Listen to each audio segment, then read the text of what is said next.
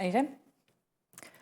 I call to order the Finance Committee meeting on June 24th, 2024 at 7:14 p.m. This is a special meeting of the Finance Committee to talk about the CIP.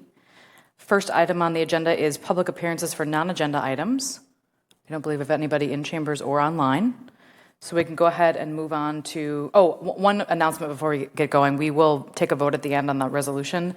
And since this is a finance meeting, it's just Finance Committee members, although we have other council members welcome in the chamber because we want to make sure everyone has chance to look over the CIP. So just a reminder for the end. Next item on the agenda is presentation by department heads. And the first item is outline of the document by Misty Dodge. Thank you. So I wanted to start with just kind of some logistics items so people know where to find the document and how to navigate the document. And then we'll turn it over to the mayor to talk about kind of the policy behind what's included. So I'm just going to talk logistics at this point. So in order to find it out on the city's website, if you go under government and then finance, there is a separate section on our page for the capital improvement plan over on the left. All of the current year stuff is right here on the first page. You could also go to view all and see all of the past, not all of them, many of the past CIPs that have been adopted. So they're all available there. And then when you get into the document, first place to start would be the mayor's letter on page 4. Does a really nice job summarizing what's included in here and the process by which we use. There's also bookmarks available. So if you open up your bookmarks, that's a great way to navigate through the document. At the beginning, it starts with some summaries, a lot of different ways to look at the data. So it's all the same data, but it's a different way. It's like if you want to look at expenses versus how things are funded versus by department. All of those different ways to slice and dice the data are included in here in various formats. There's also a summary of changes document. There's actually 3 of them. So the one with no colored heading, this is changes in the total expenditures. There's also a version that has the blue heading that looks at just changes from the last time we adopted the CIP to now that were funded by property taxes. And then the same thing with the green bar, which are projects that are funded by debt. So depending on kind of what your goal is and what you're trying to get out of it, like let's say you wanted to see how we could reduce our borrowing or what's changed in the amount of borrowing that we've done. This report here would be a good place to see that for what changed from last time. Or you could go to one of those fund projects by funding sources, go to the borrowing section and see what's all included as borrowed projects. So again, it's just different ways to kind of look at the information that's in there. The other summary report is on page 49. It's called budget item summary, but really what that is the operating budget impact. So if there's a project that's a capital project, which is the focus of this document, but there's an operating impact, those are listed at the bottom of the page, but it's summarized here just as a very high level summary. So that's a good place to look too. When you get to the bulk of the document, so it's split by department, we'll be going in the same order as the document's in. Each department head will come and share their projects. I've asked them to list each project, but if there's no changes, just say there's no changes, pause for a second to see if there's questions, and then move on. They're really going to focus on just what's changed from the last CIP that was adopted. But again, if you have questions on absolutely anything, this is your chance to make sure you have all the information you need to make your decisions. Looking at an example project. So each project has its own kind of page. The project number is how we often refer to the projects. Like this is CIP 6302, which is the city campus building systems. I do try to say as a hyphen, either revised or new or deleted, try to identify those for you, but it is a very manual process. So those summary reports at the front would be the better place to go to see what's changed. But I did try to identify those here. And then when you're looking at the report, so there's a description section, which shows the history of the project. Some of the ones like this one has things that are kind of upcoming and projects that have been authorized but not yet completed. So you can kind of see the different sections on here. And then there's a justification section that will talk more about why this is important or what the project is trying to accomplish. And then there's the numbers part. So expenditures would be, so if it's a street project, there could be design, there could be construction, there could be a replacement fund. Those are your expenditure categories. And then there's a separate section for funding sources, whether it's property taxes, levied, assessed, utility rates, et cetera.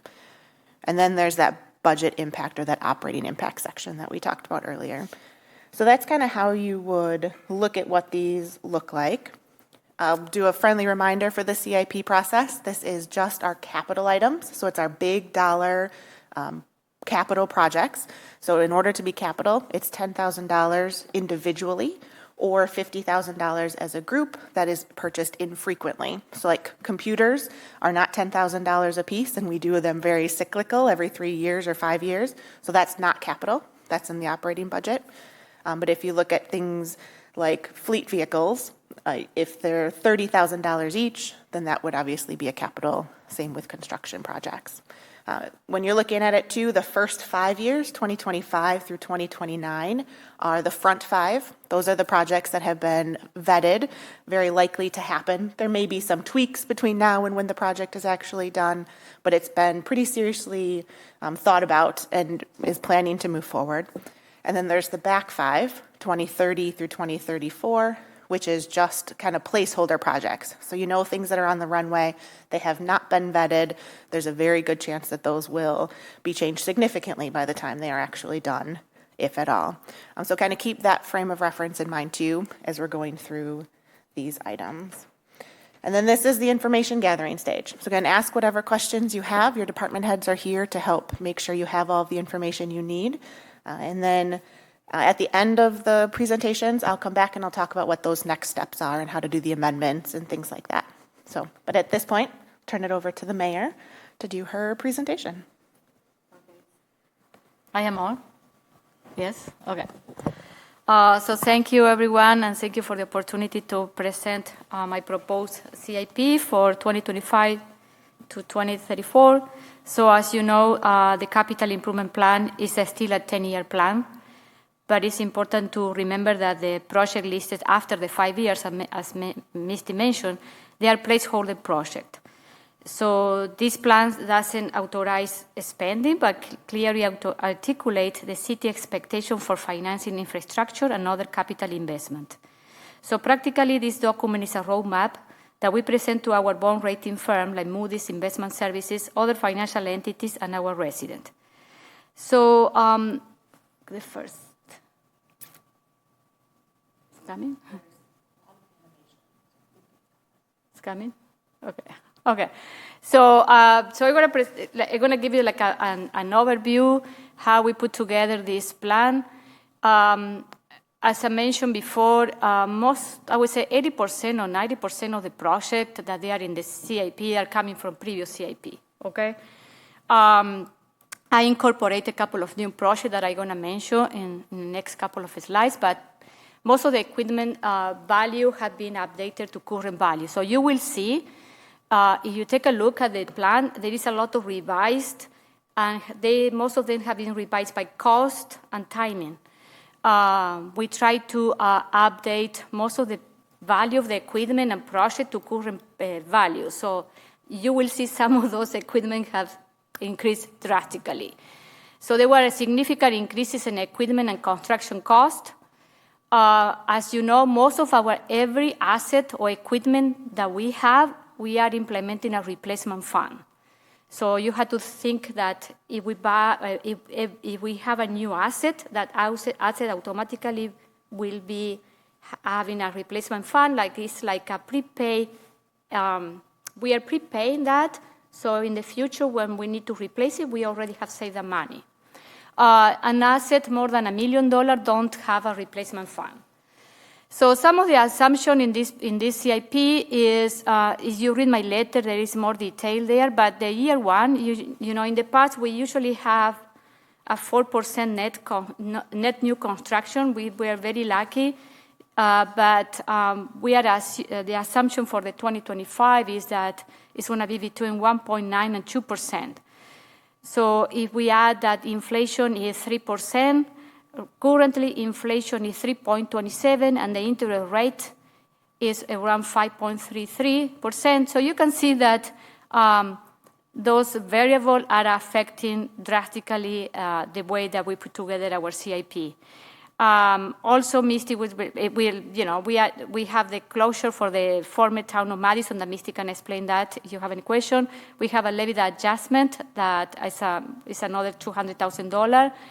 And then we have a big gap that you will see in one of the graphics that we have in the CIP plan is between the net new construction and inflation, and it's creating that financial gap that we already have mentioned several times, that we had to be cautious about how in the future we are going to work on decreasing that gap. But it's a big gap right now. Next one. Thank you. Scanning. So the process, so as I mentioned, this is I call it infrastructure budget. This is how I see for people so they can understand what is a capital improvement plan, is our infrastructure budget for the next 10 years. But it's kind of like a plan. This plan can change. Project after 5 years time frame are placeholder projects, as Missy mentioned. But project that we identify and approve when we approve this CIP will automatically be included in the 2025 operating budget. So everything that it hit 2025, remember that. And the goal, when we put together this the CIP, the goal is always be sustainable growth and sustainable financing. So that one's something that we need to, we as a city, we need to be conscious of the growth that we have and also how that growth is going to affect our financing in the future.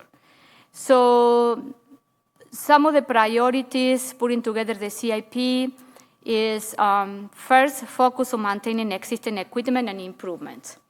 So you will see that some of the head of the department will come to you with new asset, as requesting new asset or new equipment, but I had to prioritize what we have and maintaining what we currently have in project and improvement, because I am looking at that gap. And remember that every new asset that we incorporate to this CIP, we need to create a replacement fund that is going to hit the budget, okay? So we have plenty of assets. So my priority for next year and the next 5 years is to prioritize in existing equipment. Other one is continue to investing in the teen center. We have invested already a lot of money in this project since 2020. We are working in the second feasibility of this center. So it's one of the other priority, and I hope that we can, when we finalize with the feasibility study, we have a better idea what are the next steps for the project. City Hall renovation is, this is the phase 2 of the big project, is when the police facility is done and the police department moved to the new building. We need to start working on this, the renovation of the City Hall. So that one is going to happen relatively soon, in 2026-27. Kid Crossing Playground. So the Kid Crossing Playground, as you know, has been, since I came to council, it has been in the CIP, okay? And this Kid Crossing Playground is 20-year-old, is in bad shape, is not inclusive, and the last audit that it was done, it shows that we need to replace it. So what I did with the Kid Crossing Playground is I changed, I'm going to explain another slide, I changed the funding sources and to start working with this project in 25 and 26. Police service facility, as you know, through resolution 99-24, you authorized me to add $5 million more to this project to cover the sustainable feature of the building. And something new that I have incorporated that the city has never done is land banking program. So the land banking is, as you know, housing is one of my priorities. Increasing the inventory of housing is one of my priorities.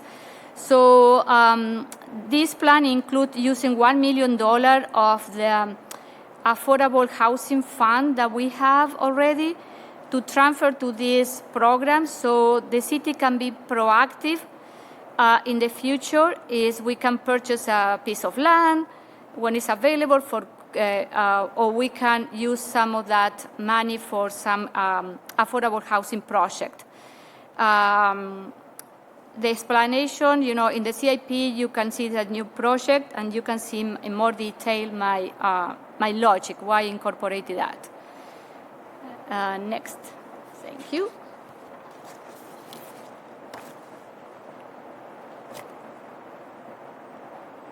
Oh, my Lord.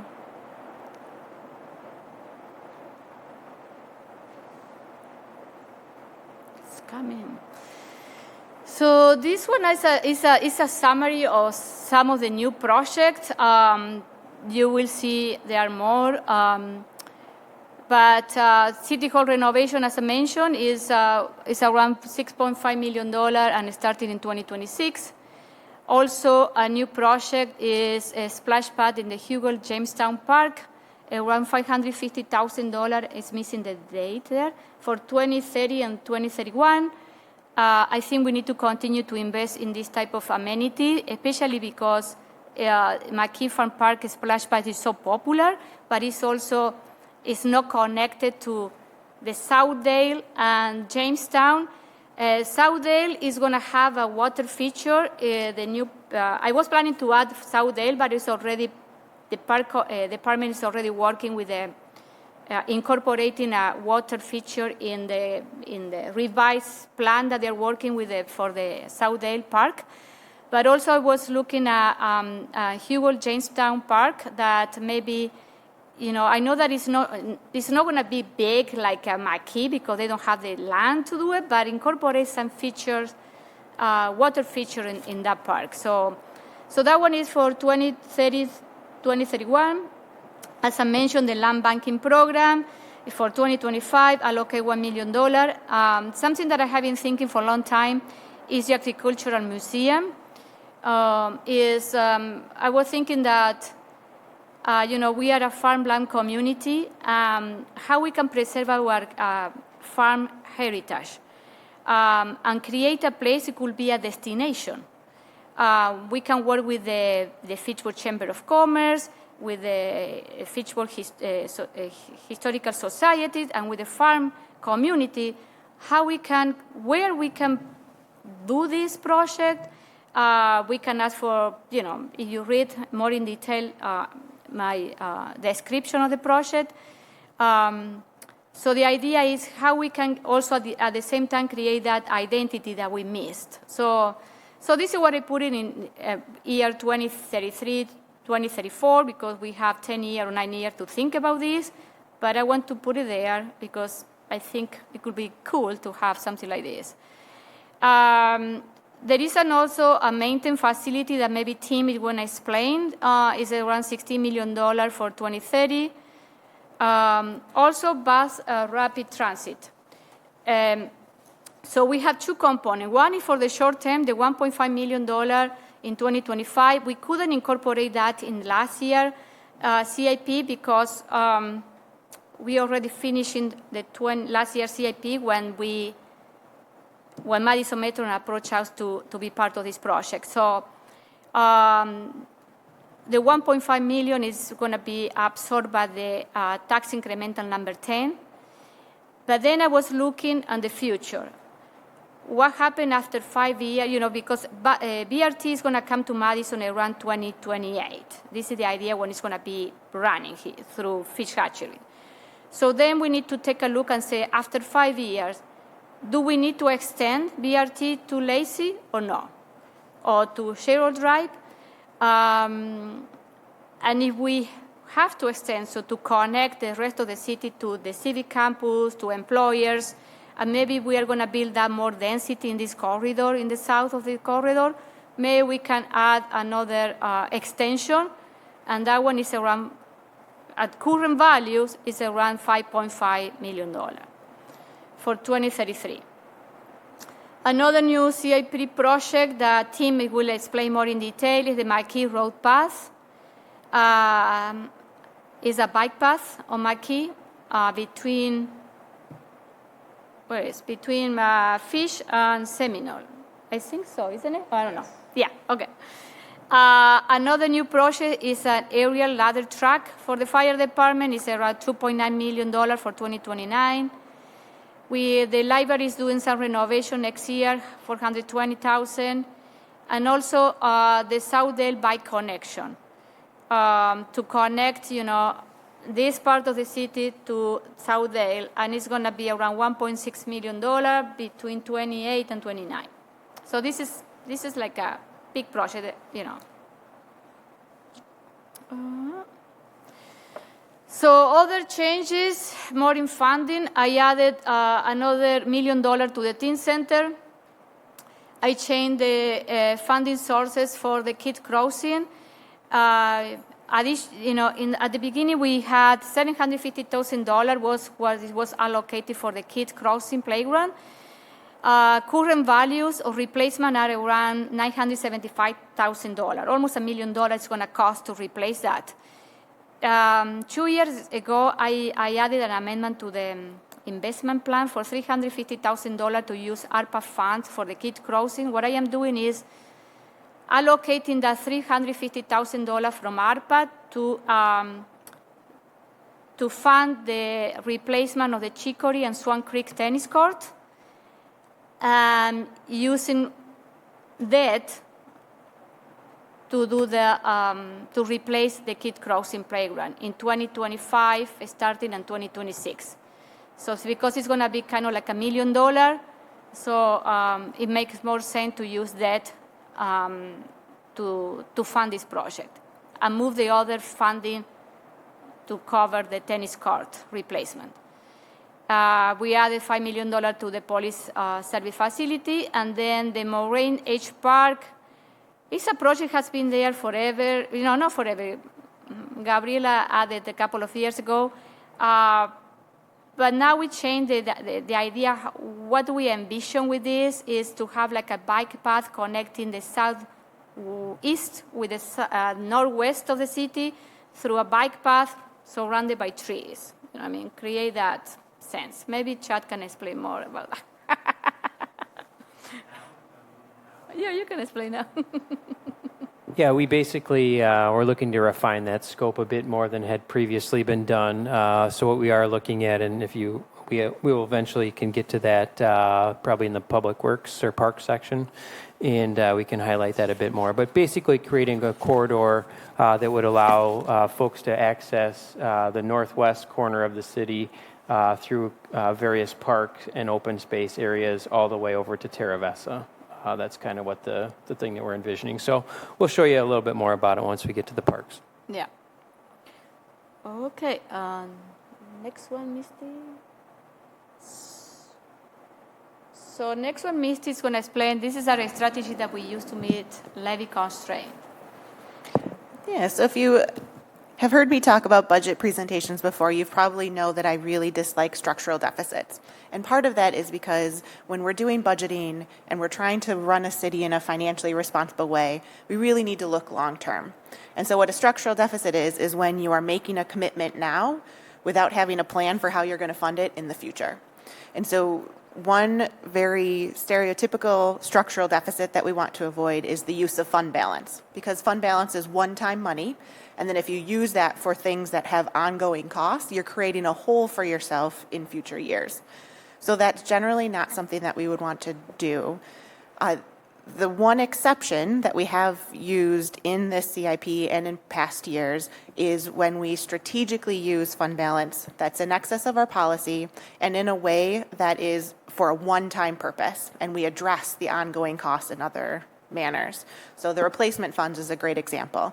So we use our one-time fund balance to buy a piece of equipment now, but then we set up a replacement fund so that the next purchase is covered in our levy. So yes, we're using fund balance, but yes, it's for a piece of equipment we will keep forever or for a long time, but it's just this next purchase that we're using that one-time money for, and the future purchases are all accounted for. So that's a strategy that is acceptable. We have shared that strategy with Moody's, and they understand what we're doing and why and the rationalization behind it. So we feel comfortable with that. There's another use there's a separate CIP project called like capital grant matches.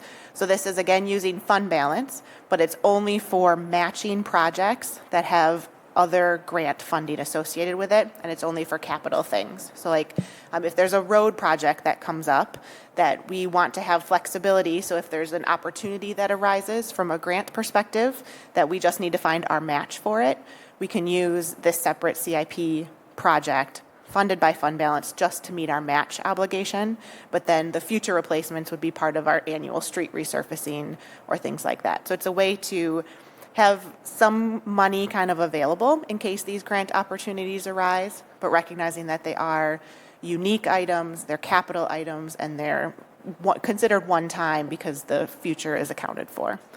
So those couple of strategies in the CIP are acceptable, right? I don't have heartburn over those.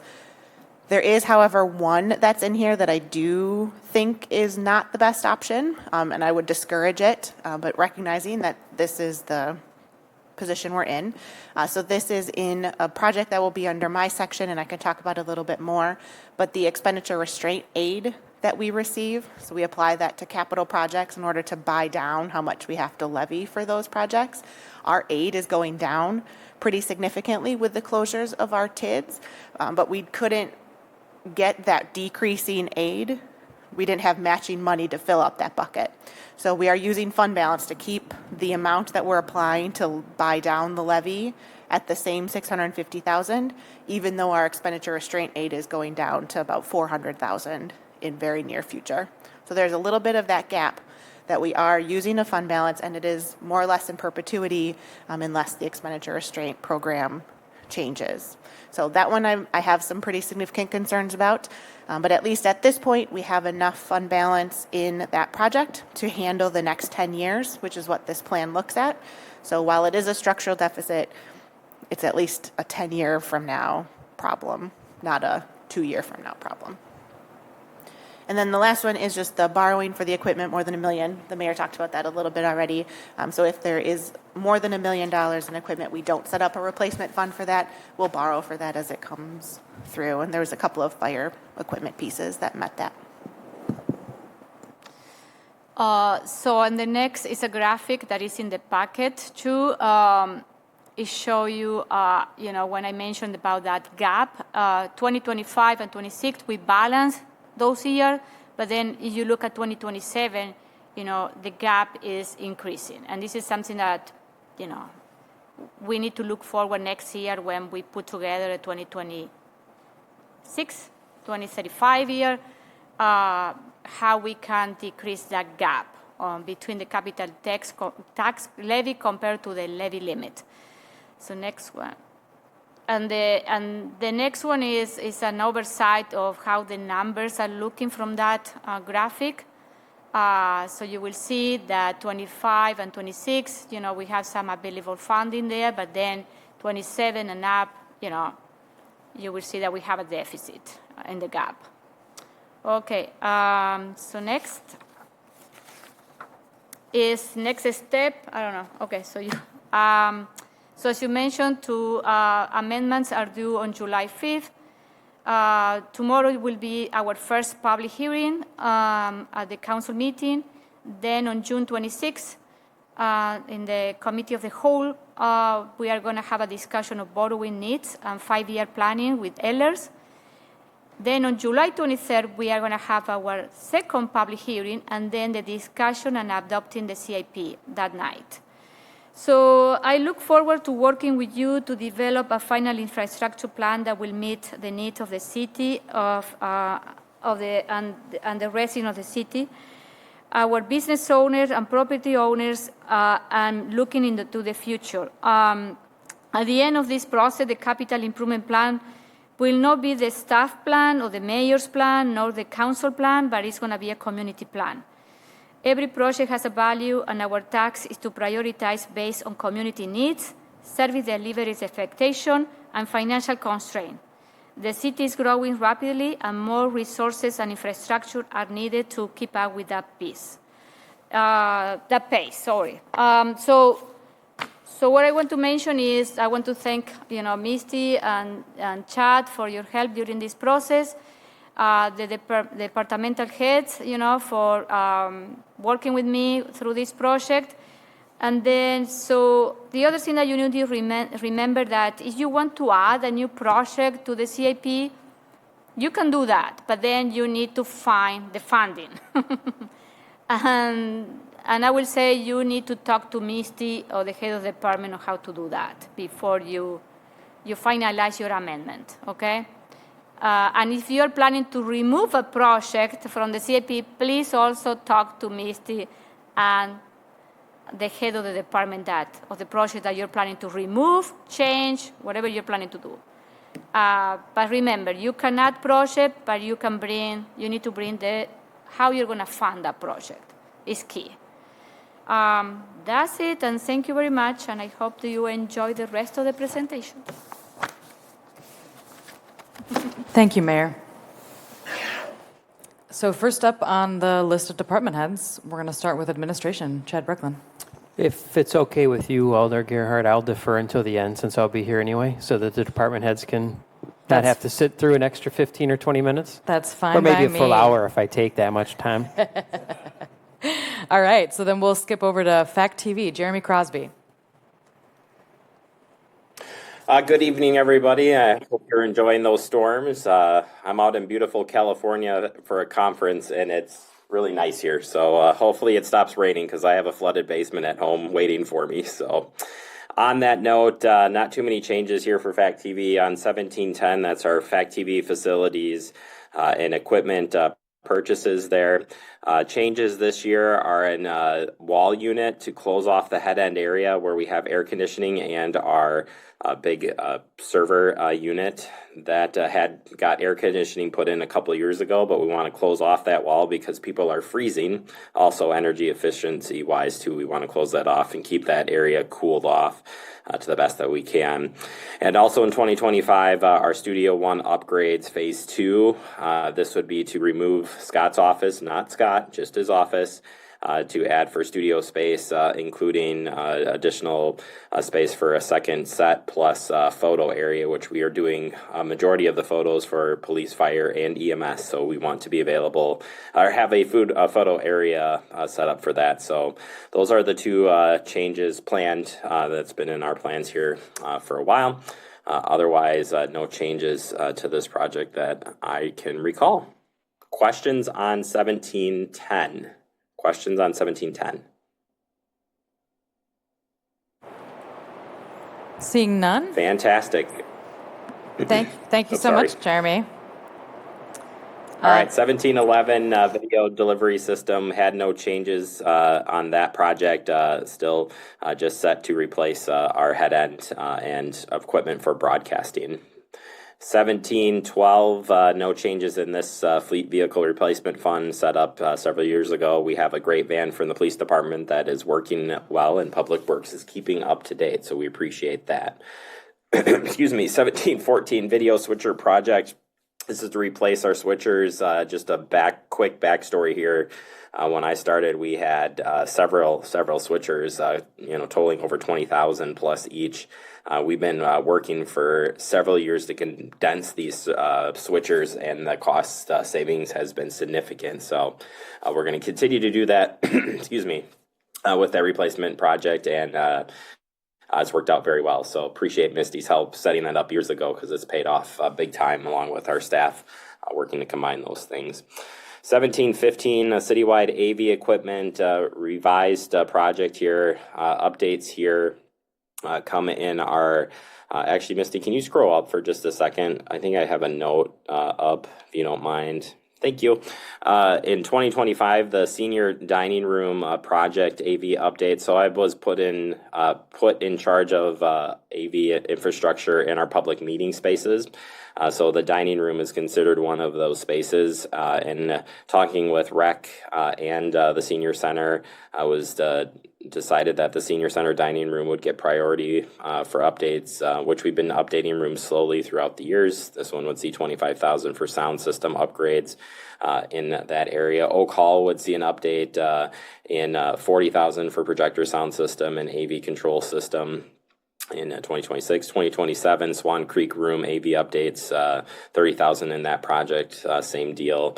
And Prairie View and Cyene Room are projects that were put in years ago and are working great. So eventually they'll have to come back around and be replaced.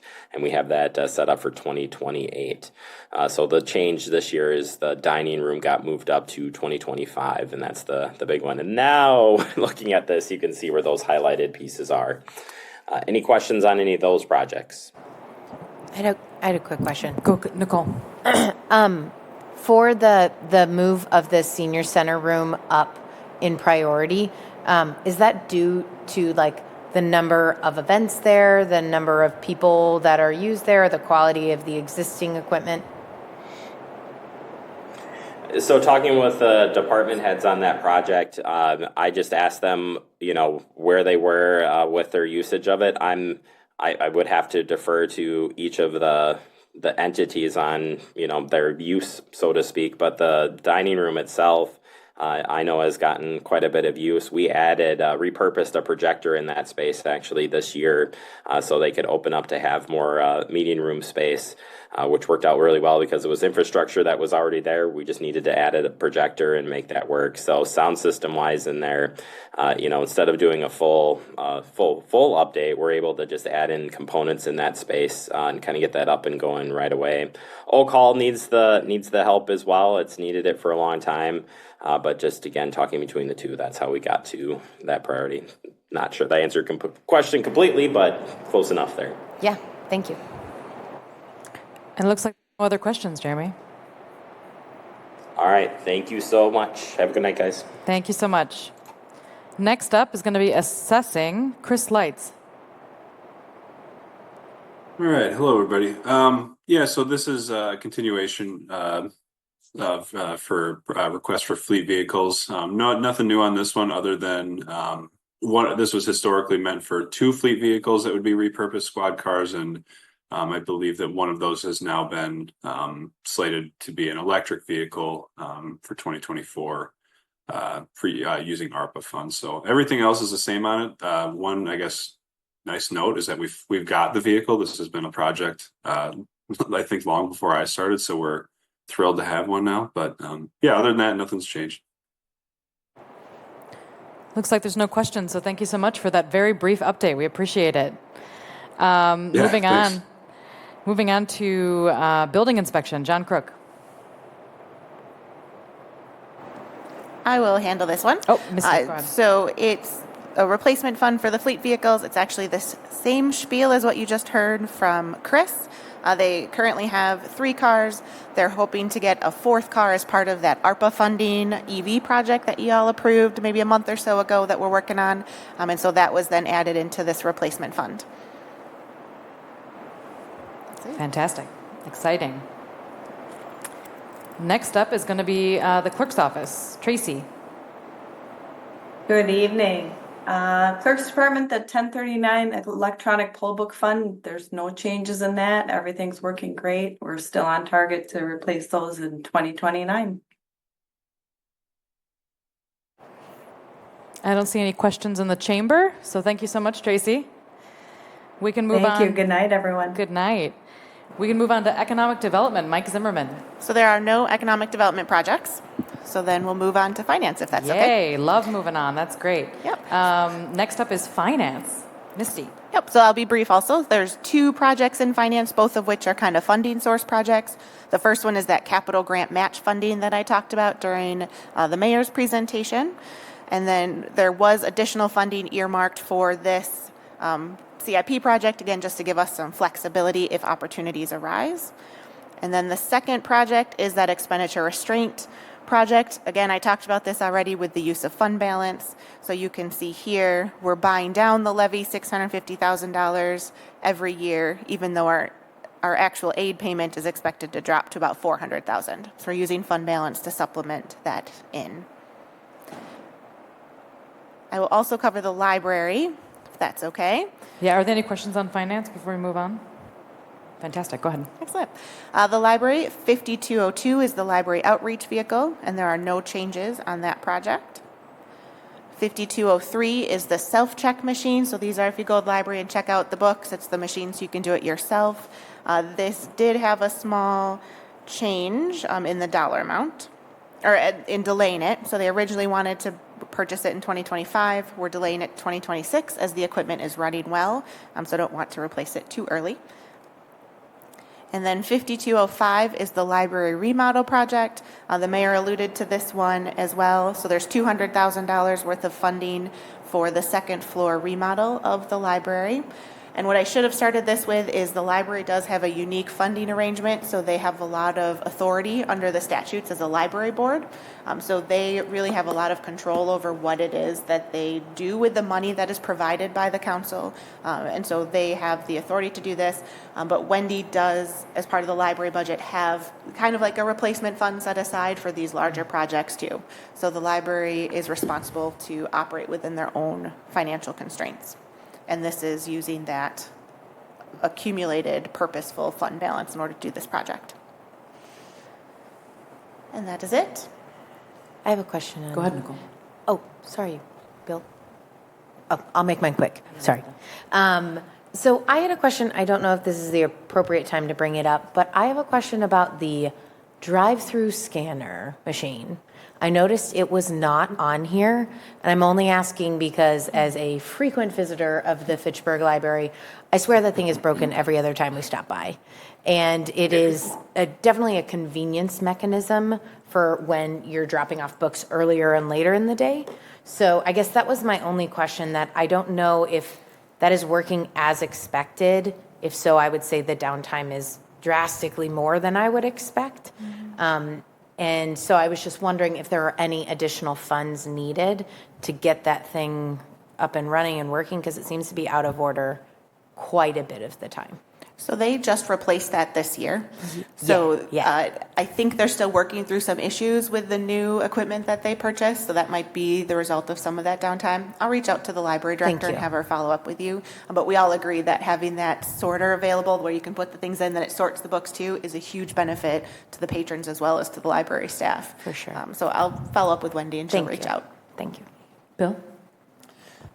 Yeah, so the remodel is listed in here as 200,000. Is that the same number we saw earlier, or were you saying that this is the city's portion and the library already had some saved up as well?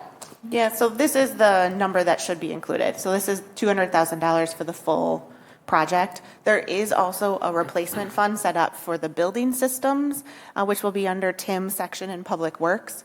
Kind of how you think about it is if you tip the library upside down, anything that falls out is the library's responsibility, anything that's unique to the library. The rest of the stuff is Tim's responsibility, so the AC, that type of stuff. So we do have two separate projects, but this is the one that I believe should have been used for the number. All right, seeing no more questions, we can move on to the next item. The Senior Center, Jill McCone. Good evening, everybody. Looking at the Senior Center fleet vehicle, we have one vehicle that's just on our replacement fund at this point in time. We have 2.5 social workers those are the main users of that vehicle. And with a lot of meetings going remote, I know I don't travel near as much. So we do have a second and third car in there somewhere, Misty, but I think they got pushed back a little bit. I think we're getting the police vehicles as they get replaced. Am I right? Yep, absolutely. Okay. Next up is tables and chairs. So I know it falls under the Senior Center, but as you all know, the Community Center, Senior Center, we're all using the same equipment. So I kind of look at this as thirds and rentals and Senior Center and recreation. So right now we're working on replacing the upper level tables and chairs, getting some quotes that are on state contract for that, and then adding more money for the lower level. The tables that are in there now, as I mentioned in the description and justification, they've been in there since 1988. I don't think we'll ever find a table that's going to last that long, but they weigh a ton and they're round and large. And as Jeremy alluded to, we are doing a lot more presentations and utilizing that space in the dining room a lot differently. So I'd like to get square tables that we're able to actually move without 3 or 4 people. And then along those lines is replace all the chairs in there as well. That's something a little more durable. Right now we have cloth chairs, which is great and it looks nice, but they're not going to last as long. So that funding is for the lower level. And then I think we've got the replacement fund finally for furniture too. So this commercial kitchen, this came up this year. As we're doing more and more meals out of the kitchen, mainly home delivered. On a Friday, we can do as many as 50 meals and we have to bag them all up. And the kitchen is just no longer conducive to lay out all this food, package this food, store it all. So we had talked about an addition, I think it was in 2025 or 2026, we pushed it back. I think it's important that we look at what our strategic plan plays out. I think there's some money in there to do a cost benefit analysis for the community center rental. And see if we want to make that kitchen larger, not just for the senior center, but maybe we move it to a commercial kitchen. If indeed we want to see more use out of that area.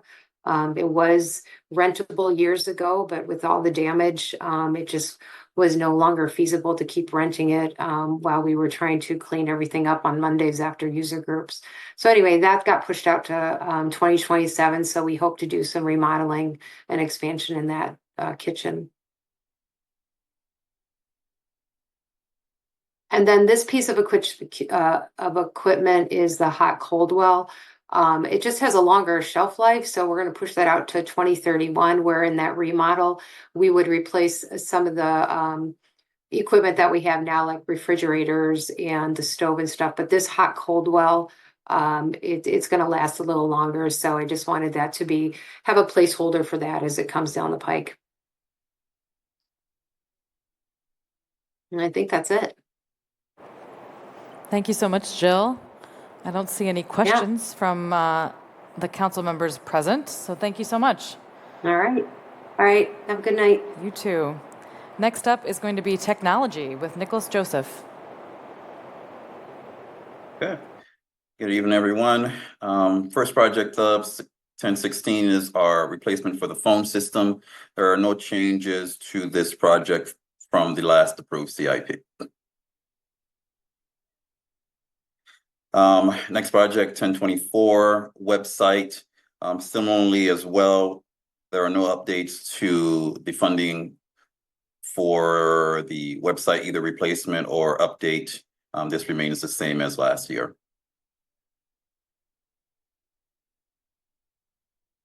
Door access replacement, similarly as well, no changes to this project. Video security system as well remains the same, no changes here. GIS, trying to see for 2025 and onward, no, there were no changes for this particular year in this project either.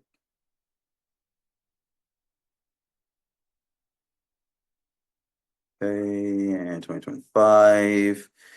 Okay, in this particular one, really we kind of just did some simple moving around. So we have a placeholder for our network switching for the police facility, more as a placeholder. The initial cost of those items will come in with the facility. However, the replacement placeholder is in our budget for when that does occur. And Missy, could you do me a favor? Can you scroll down to the next page? It'll be a little easier for me to explain it this way. And as well, we had some grouping for our network switching that were all encompassing within community center and senior center that also included items for City Hall. Those items were simply broken apart so that they made more sense for their physical location. The dollar numbers really didn't change other than the replacement buckets, if you would, that they're going into. And 2 items for the evidence facility and FACTv, their network switches were under the $10,000 limit, and therefore they have been moved over to the operating budget. And those were the changes in this replacement project. Nicole? Just a very quick question. For the data center, do we have an on-prem data center or a hosted data center?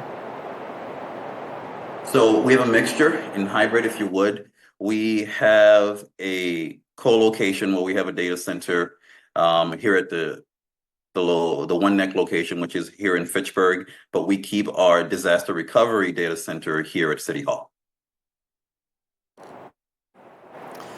Yeah, so the first couple of projects you said no change from previous years. Have those numbers stayed the same, or are you just saying there's no change in like the year that you're planning to replace those things? Has inflation not been as harsh on IT as it has in construction, for instance? I think because they are a little bit further out, I would assume that what would happen is what we will do is the year. So if something is going to drop for us, the next year we'll be getting quotes prior to the CIP project and updating them at that point in time. But both number and the year of replacement have not changed for them at this time. And if you have a crystal ball, can you, what do you expect? Anything, is it like a significant increase, or are those, like I said, not nearly as subject to inflation as other things have been recently? So not significant. I think most of not from a hardware perspective, the hardware perspective has been in the sense in that 3 to 5% range. I think where I'm seeing most of the huge increase is more on the professional services side, where we're using outside resources to augment our skills and personnel for the projects themselves. That's where the huge, or at least the more exponential increases that I'm seeing thus far.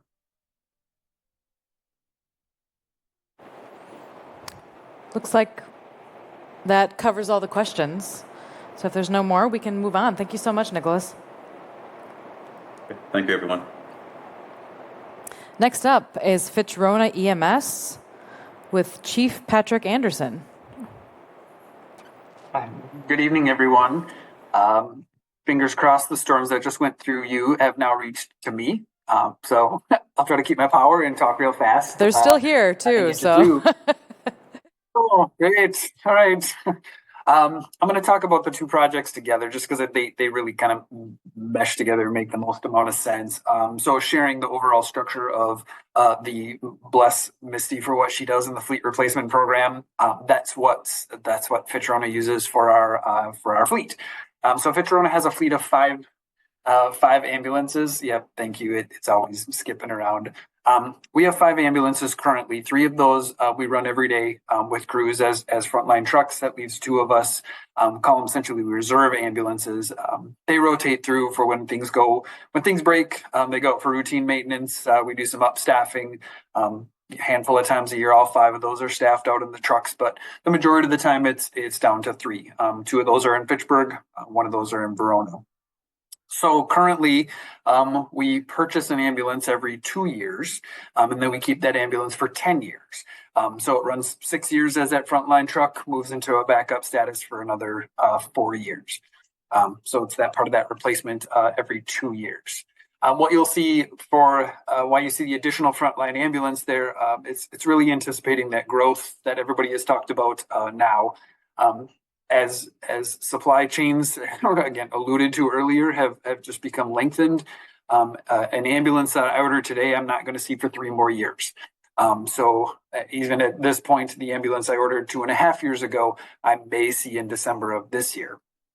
So looking forward to the future of adding additional staff, adding additional growth at some time between the next 1 to 5 years, the plan is actually to increase our fleet to 6 ambulances. Now that's not, technically it's not actually doubling up a purchase of any year. That'll extend that life out to 12 years.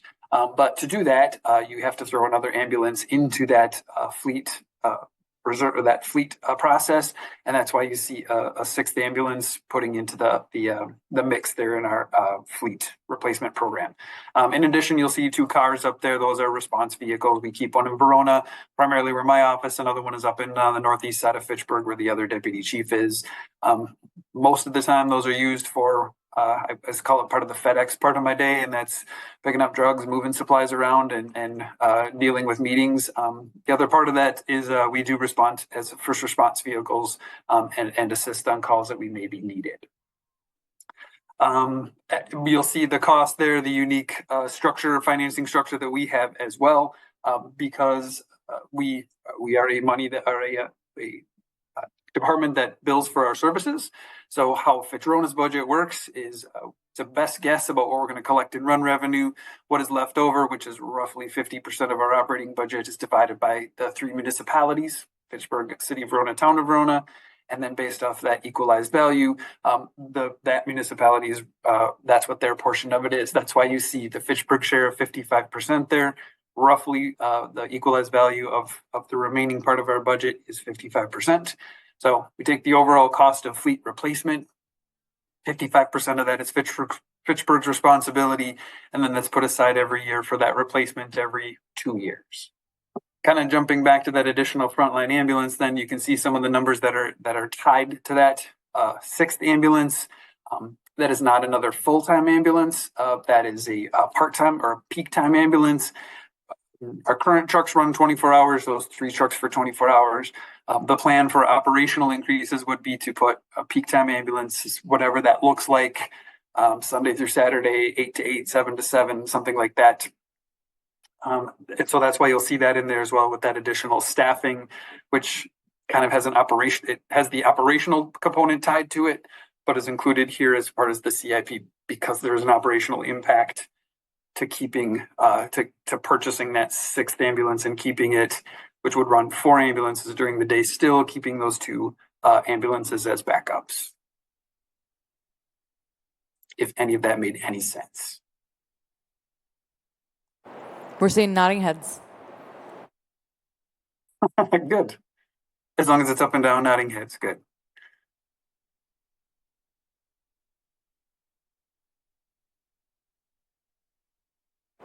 Great. Anything else, or you feel you're okay? Great. We did it all together rather than separate by project. Well, thank you so much. If there's nothing to add, we can move forward. Appreciate your time. Thank you. Have a good night. Next up, we have the fire department, Chief Chad Crossan. Good evening. So a number of our projects, I did check on current day costs and inflation assumptions. So that's what you're going to see in a lot of the revisions here. So starting off with project 2238, the early warning sirens. The revision here was the cost increase and then adding an inflation assumption for next year's edition of this siren.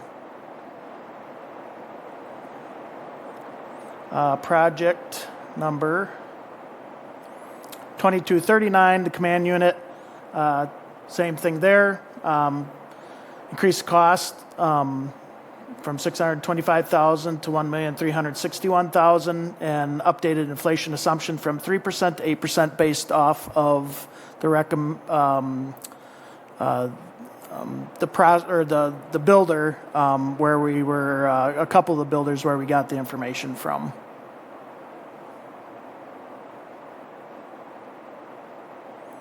Project number 2602, the Fitch-Rona analog tactical system, that was just replaced here, but we have it down for a 10-year replacement just based off of the technology over 10 years, and then making sure that we're up on our costs also. Those costs were pretty much the same of what they were when we replaced it a year ago. And then Misty has a replacement supporting document for that. Project number 2229, the air light rehab vehicle. There, we actually just went and replaced that. We just got with a used piece of apparatus. We were able to purchase that at a fraction of the cost if we would have purchased new.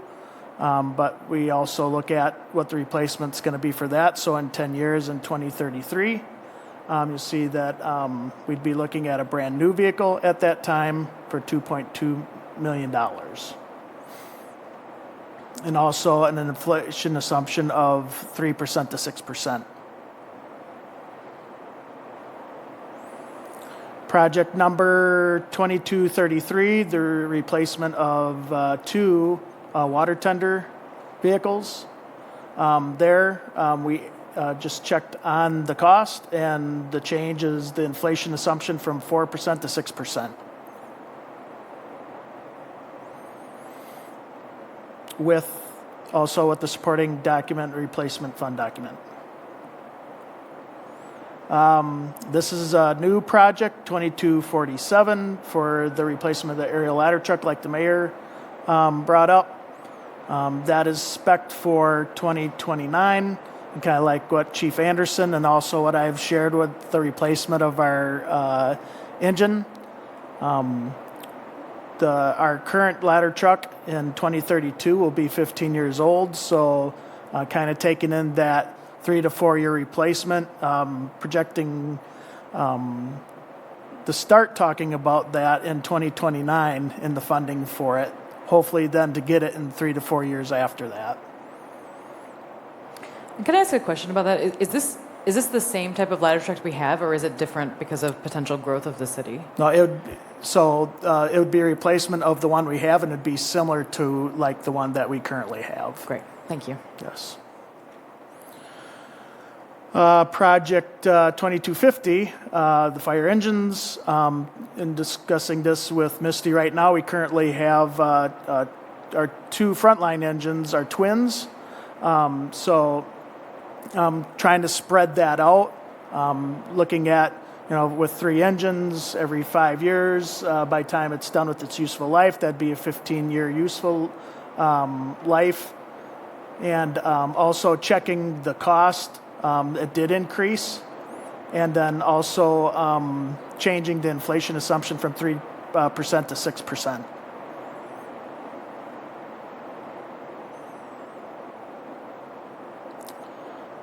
Project number 2254, the SCBA and related equipment. So this is kind of a 2-part project. The one that's coming up sooner than later in 2026 is the replacement of the actual SCBA compressors. There's one at Firehouse 2 and one at Firehouse 3. Those are in desperate need of replacement. They're so old that we're really, really having a hard time finding parts. So that's the priority. And then in 2028 would be replacing all of our SCBA packs and cylinders. And then the cost of that was updated to today's numbers also. And then the replacement fund supporting document for that. Question on that. Is there concern that we can't make it till 2026 on the compressors? We're going to try. Okay. Yeah, no, that was a discussion, but right now they're working. We'll just try to run them as far as we can. Thank you. Can I interrupt real quick, actually? So the other thing, this is one that's being funded by fund balance and the replacement fund in the future. So we do have flexibility. So if something happens in 2025, we could bring forward a budget amendment to start it early because we have that replacement fund afterwards. Awesome. Thank you. Thank you. Nicole, do you? I no longer have a question. Missy just answered my question. Awesome. Project 2256, the replacement of our extrication equipment. Over time, with the automobile industry, the strengthened steels that they're using in the automobiles keeps getting harder and harder. So then our tools also have to be able to cut through said steel or fracture it in order for us to get into a car that's been damaged. So in time, we're looking to replace everything. So that's in 2027. You'll see there that there was quite an increase in the cost. That was, like I said, I contacted a couple of our of the manufacturers, and they gave me current day pricing. So that was the update for this year for 2027. I have a question on that. Sorry. Does that also include like machinery to get into like electric vehicles that have, or I guess my question is more, is your equipment in need of updating based on the increase of electric vehicles? And is there anything like infrastructurally that is needed to be purchased in terms of like, there's a huge battery in that car, and like, how do you get people right? Like my doors don't have door handles, and if the battery's broken, I can't open the door on my car. So actually, we look at software for that, where when the crews are out with tools in hand. Right now, everything that we have is battery operated, where before it was actually hydraulic, and we needed a pump either on the truck or a portable pump sitting next to us. Everything is now a battery operated tool. So we're sitting good right now with that. But to answer your question, when it comes to EV, the software that I have in the vehicle that I can then say, okay, what make and model of vehicle are you guys dealing with? They tell me, I bring it up, and I can tell them exactly where the high voltage and low voltage lines are running, and then where the batteries sit in the car. So, we've been looking at software like that. We do have books that actually help us out. So it's a good question, but right now for the tools, I'm sure someday in the future you'll probably have something that will, probably detect, some type of a voltage that would warn us, but that's not in these tools at this time. Gotcha. Push your microphone button. When one occurs in one of those? Yeah, so a lot of water. Actually, that's just looking at a different type of nozzle that's essentially gets slid right under the car, and you just start flowing, thousands of gallons of water. You're cooling the battery, so they call it thermal runaway. As each cell heats up, then it just keeps affecting the cells next to it. So you have to cool the battery down, and it takes a lot of water. So that's actually a different piece of equipment that we'd look at, but that'd come out of our operating budget. Thank you. A couple more here. Project 2265 is the replacement of our portable and mobile radios. Once again, with the industry changing, especially when it comes to communications, we look to replace our whole radio inventory every 10 years. And then I believe then fleet vehicles. Like Chief Anderson and other departments, we have a number of fleet vehicles that are assigned to the chiefs, especially when it comes to going out and doing administrative work between the firehouses up here to City Hall, fire inspections, public engagements, and that. So we have actually it's 5 staff vehicles, the brush truck's included because it is a pickup truck that we go and put fire equipment on. So out of those 6 vehicles, went and updated the costs with that they also incorporate the sirens and the lights and the radio equipment that goes into it also. Any questions? Dave? 2 questions. The air light truck, is that to fill the tanks when you're out on site? Is that what that one is for? Yep, so we call it our utility. It is a support unit on scene that provides scene lighting, and then also on scene filling of our SCBA bottles. The unit that we just got back is also going to support for any tech rescue type of call. So we'll have a number of that type of equipment on there now too. Okay. And the second question, what are the staff vehicles at Station 2 and 3 used for? At Station 2 and 3? Yeah. So actually, the staff vehicle at Station 3 is going to be used for our battalion chief. And then at Station 2 is being used by our division chief, mainly our Chief Wunsch, that covers the OIC, multiple times a week. And then, as I reported, the number of hours he puts in annually for doing that. Thank you. Yeah, both the command unit and the aerial truck seem to have quadrupled in price since 2022. Do you have an AED you can restart my heart here and tell me how that happened? So all I can say is just going through the numbers and contacting different salespeople and manufacturers, just getting updated today's numbers and then what the inflation assumption would be for a couple years down the road. And wow, I mean, that's incredible. I guess I was assuming that maybe the numbers hadn't been updated in quite a while, but they were. I mean, like for your command unit, Yep. It was updated every year since 2022. Yeah, I can't speak for prior administration. I just made phone calls and got numbers for this year. All right. Yeah, all in shock here, but thank you so much. Thank you. Next up is the Police Department, Chief Al Morales. The floor is yours. Hello, everyone. Thank you. I want to introduce Assistant Administrative Service Manager Dana Schmidt. She does the day-to-day budget processing with our department. She works also very closely with the finance group. I brought her along. If there's any additional questions that I may be challenged with, you got two of us here, so hopefully we'll get through this pretty quick.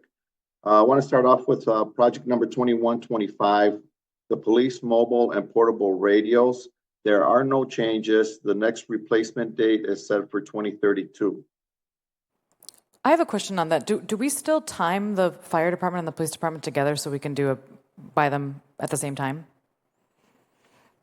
We did purchase them together, was it a year ago? Or in 2022, they were replaced. So we did it together with the fire department. I'm going to assume that the 10-year cycle will be equal to theirs. And I see Misty nodding her head. That's the plan. We get better pricing if we do it together. Great. Thanks. Okay. Project number 2126. That's the conducted electronic weapons, also known as tasers. There's no change on that. The next replacement is for 2027. Project number 2140, body cameras. They moved to the next replacement from 2028 to 2029, and the costs have been updated. Project number 2141, the police facility. I heard the mayor mention that earlier, the $5 additional million, and that's up for vote in July. Project number 2198 is police equipment. There are two items that will be talked about in this piece. Those are the two mobile pole cameras that are up in 2025. And we also have rifles for 2031. Any questions on that? Police fleet vehicles revised for 2025. The CIP updated the replacement cost pricing based on recent orders for vehicles and equipment. We have one motorcycle that changed from 10 years replacement to 15 years. And we added two electronic fleet vehicles to the replacement fund that are being purchased through the 2024 ARPA funds, also mentioned by the mayor. And project number 2601, police dispatch councils. We're going to hope that our next replacement cycle will be 2038, and hoping that the current replacement will occur with the new police facility. That's all we have. Any questions? Great. Nice and quick. Thank you so much, Chief. Thank you. Y'all have a good night. Thank you. Next up, Parks, Recreation, and Forestry. Scott Endel. Good evening. I've got dual technology here. My voice is on my phone, and then the video is on the computer. So hopefully my voice is coming through. Good We can evening. hear you, Scott. The first oh, excellent. Thank you, Gabriella. The first project is 6244 Moraine Edge Park, and Mr. Brecklin did mention this in his original comments that there is a refine in the scope of the project with the creation of a moraine edge corridor, and it will be delayed from 2029 to 2034. So that's that project. 6259 park improvements. The one adjustment that we did make in this fund is our playgrounds are beginning to cost a little bit more than the $40,000. So what we did is we did increase the playground costs from $40,000 to $50,000. But this is just a list of our projects that we tried to replace things within the park system. So that was the one change. The tennis pickleball courts, the mayor did allude to this. Just for a bit of information, the park system, we have 4 sets of 2 tennis courts in 4 of our parks for a total of 8. And actually, Wildwood South tennis courts are in good shape, good repair. The tennis courts at Chicory Meadow, McGaw Park, and Swan Creek are in disrepair. And what we're looking to do is actually remove the tennis courts at McGaw and then add 2 new courts at Chicory in 2025 and 2 new tennis courts at Swan Creek in 2026.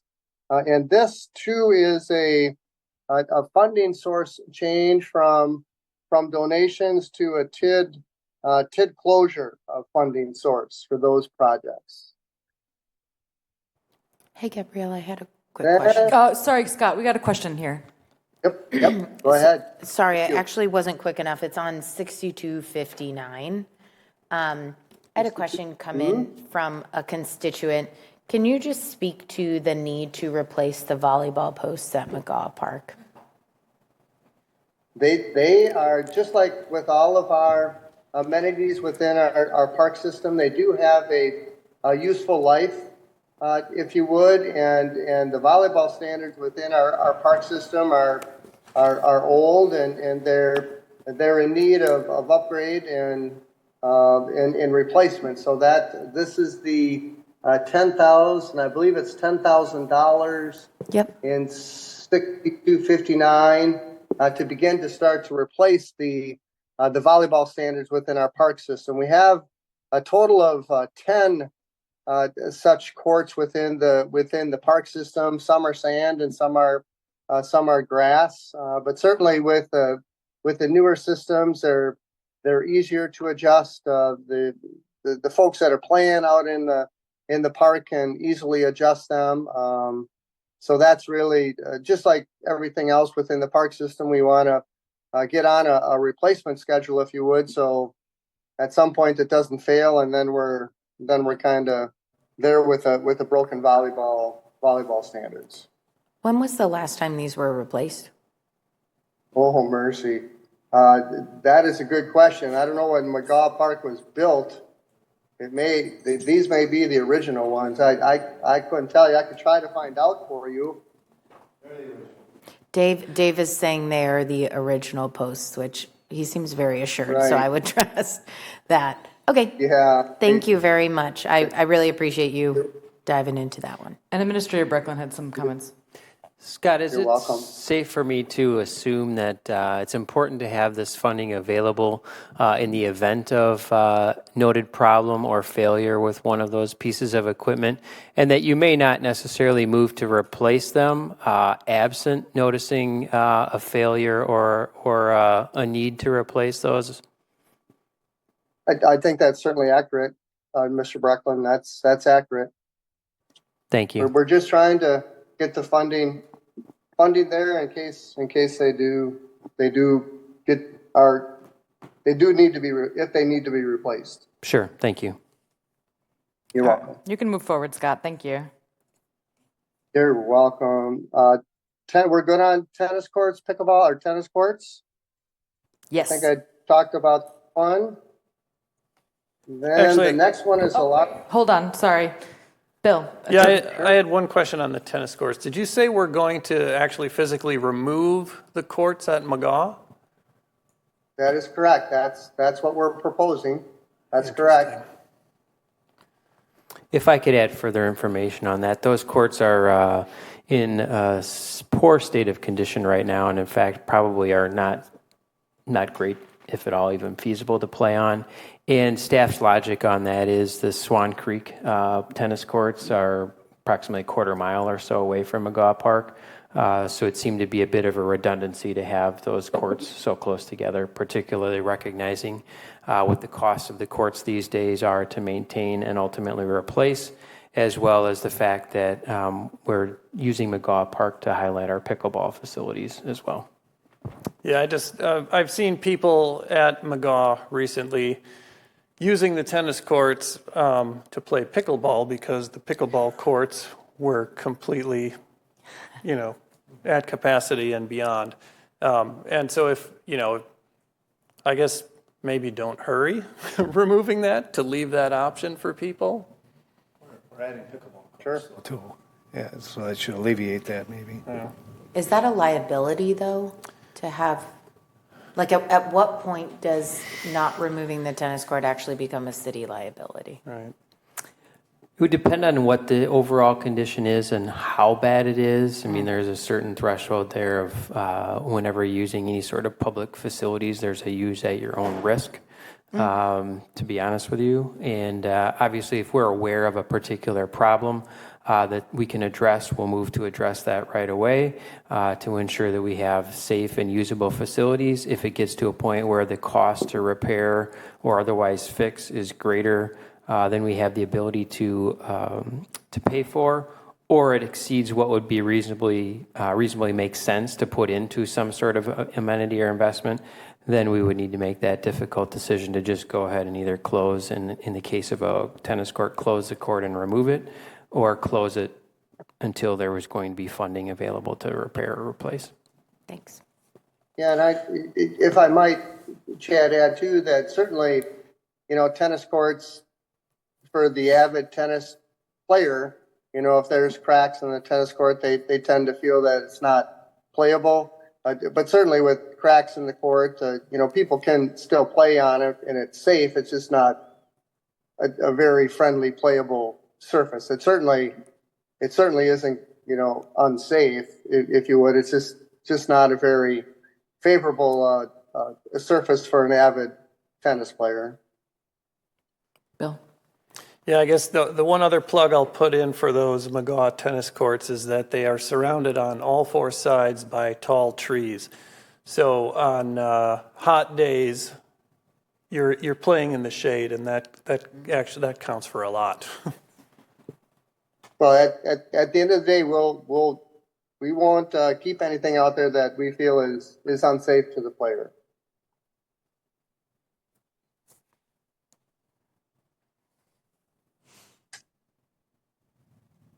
'62, '64 large park shelters.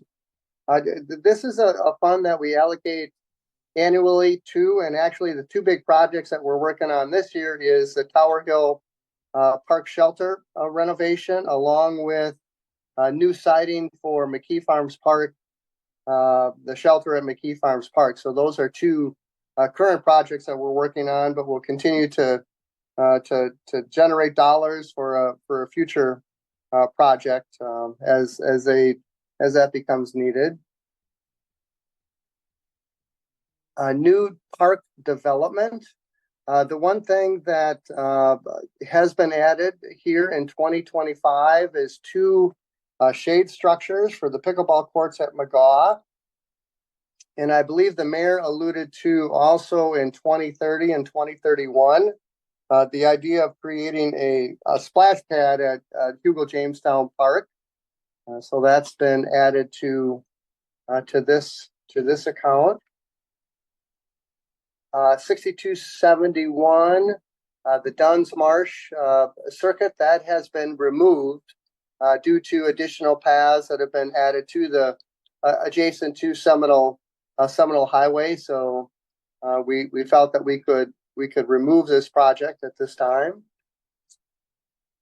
The hub, and actually what we're beginning to start to do with the hub is anticipating replacement of building systems, and that's where Misty did add some dollars starting in 2025 to begin to start to grow that anticipated building system replacement fund, along with $10,000 for a floor scrubber, which was actually in there for this year in 2024. Hub Phase 2 is really a bit on hold. We'll see how Hub Phase 1 goes, and then kind of evaluate Hub Phase 2 if that's needed. Northwest Teen Center. I know the mayor alluded to this. They're currently, as I understand, working on feasibility and in those types of things. So I think this is, continuing on its planning course, if you would. Sorry, why and is I don't know this? if you Hang on, Scott. add to that. Hang on, Scott. We got Yeah. a question. Nicole? Why is this in the Parks and Rec budget That's for the a teen center?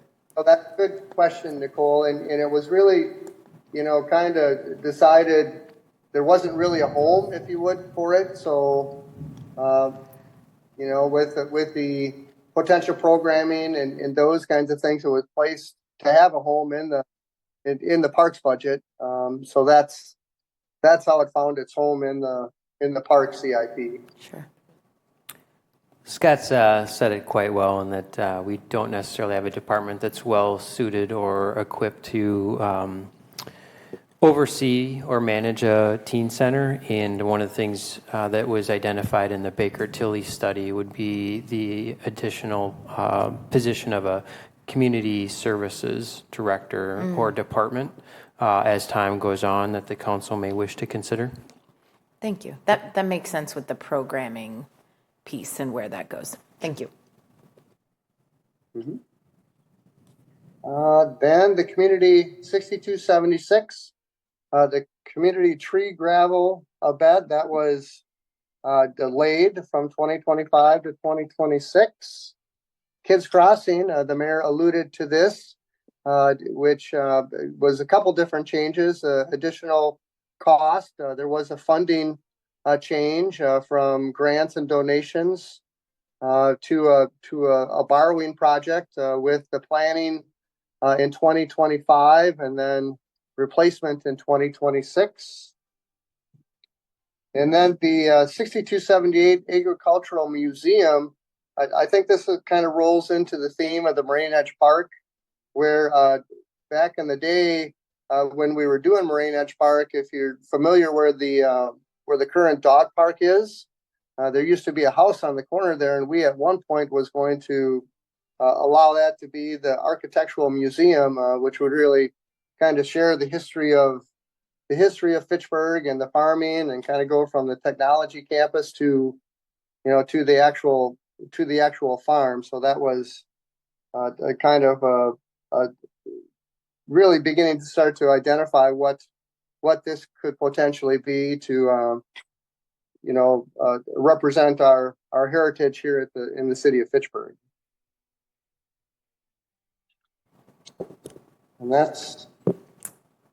We got one question. that's all I got. Thank you. I have just a kind of like fundamental question. When discussing on the tree advisory committee last week, I just had a question. Why are trees not in the capital budget?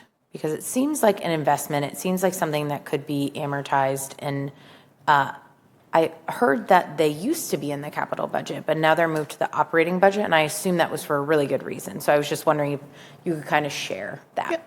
So accounting is ultimately the reason. So trees are considered an operating item. They're not considered a fixed asset under accounting rules because it's not a capital item. So it's just an accounting designation. So the trees, the replacements and all that stuff is included. It's just in the operating budget instead of capital. And that was moved intentionally. So yes, it was previously in the CIP before I started. We moved it out because it doesn't qualify.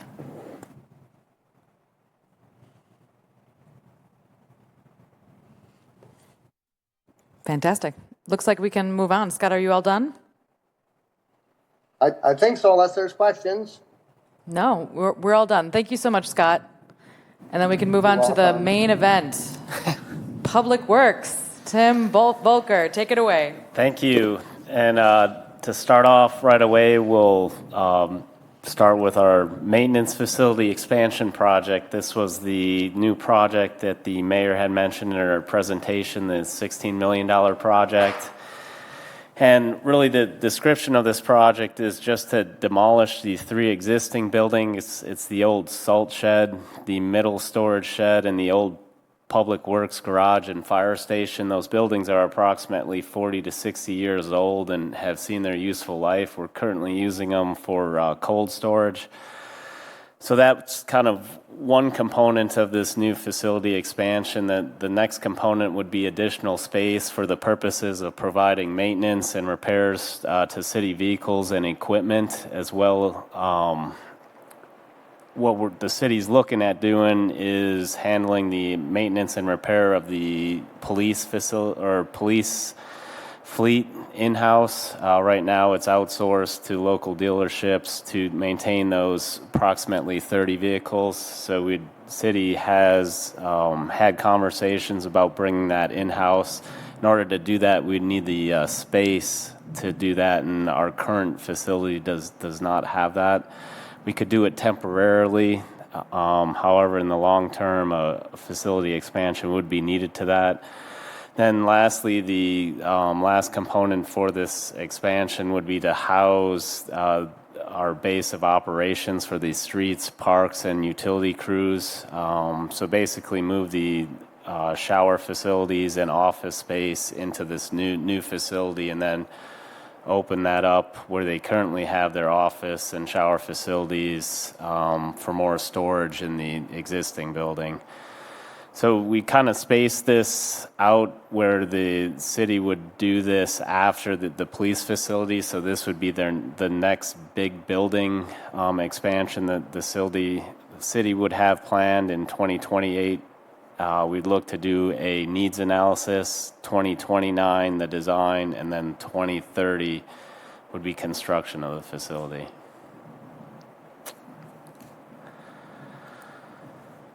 Next up is our buildings and grounds fleet vehicle. Only thing revised on this, we started a replacement fund with the 3% year increase. That was the only change to this project. The evidence processing facility was revised, and we updated the replacement fund amount based on the inventory of the capital equipment within the building. Fire station number 3 was updated for the same reason. The replacement fund amount was based on the inventory of the capital equipment within the building. And then fire station number 2 was also updated for the same reason, based on the inventory of the capital equipment within the building. Fire department headquarters was also revised for the same reason, just based on the inventory of the capital equipment within the building. And the library building system was also revised for that very same reason, based upon the capital equipment within the building. May I ask a question? Yes. So for the library building system, so that doesn't come out of the library budget. That's just because it's a building system, it's part of the public works infrastructure? Exactly. Okay, thanks. Yep, that's the... I like that analogy. Thank you. Parking lot resurfacing, the only thing we updated was the parking lot resurfacing map. If you, the new map just shows all the parking lots within the city that we are responsible for maintaining.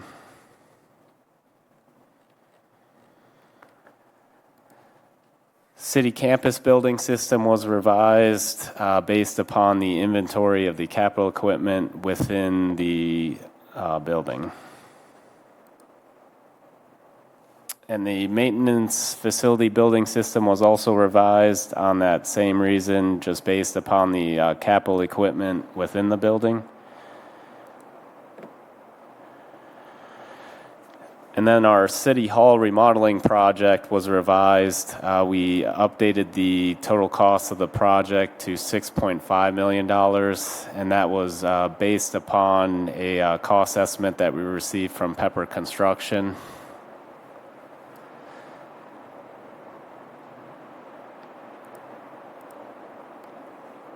Next up is our GPS system.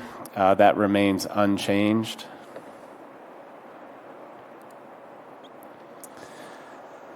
Our transit shuttle was revised. The 2025-2034 CIP update was delayed from 2025 to 2026.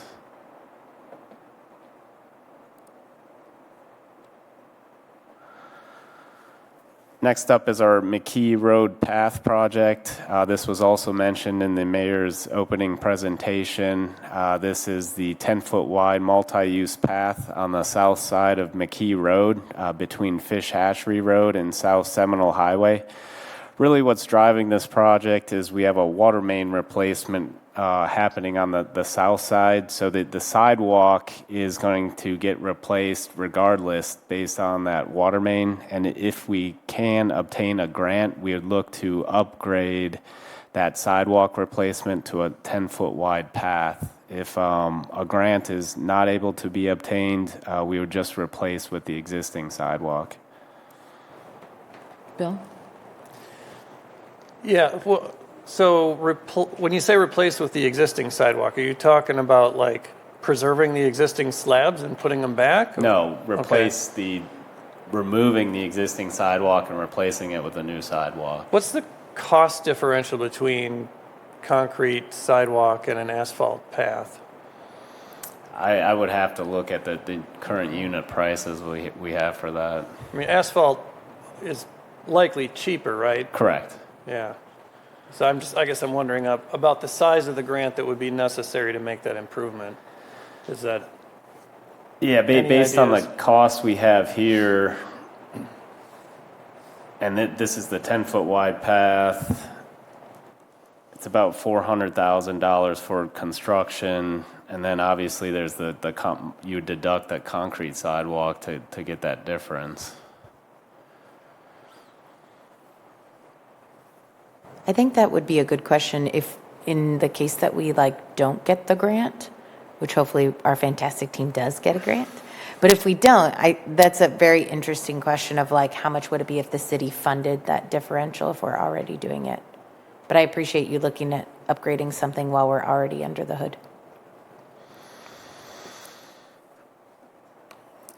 Next up's our Traceway and Leopold Bike and a PED project. This is a brand new project. We're looking to add a bike path connecting Traceway Drive and Leopold Way. Kind of the main driving force is on the west side of Leopold Elementary. You have the Cannonball Path. And then on the west side of Fish Hatchery Road, you have a bike path. And then in between those two places is the new hub going up and then the school that I just mentioned. So there's existing sidewalk there, but we believe, replacing that existing sidewalk with a bike path would connect a Cannonball Path to Fish Hatchery along with the school and the hub going in. So this project would also be contingent upon obtaining a grant for that. And then we'd look to do that in 2027 design and 2028. Dave, can you use the mic? Yeah. Isn't that in Madison? Yeah, well, part of it is Leopold, and then also Traceways included in this project. So the Traceway part, and then depending on what side, Leopold Way. Okay. Thank Tim, you. I suspect you're looking at the south side of Post Road there for that path, Correct. which is in the city of Fitchburg. Right. You are correct, Alder Herbst, that the school itself on the north side of Post Road is in the city of Madison. If it went on the north side, maybe it's a potential city of Madison contribution too for it. They don't have any money. Bill? Yeah, Tim, the funding source says borrowing on this one, not grants and donations. I tried it.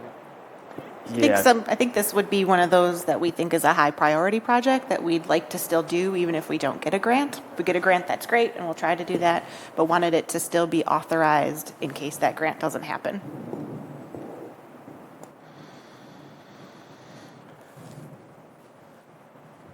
Next up is our parks equipment, which was revised.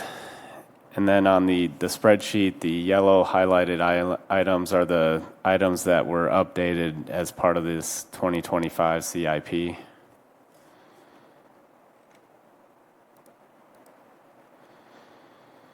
Our recycling drop-off site remains unchanged.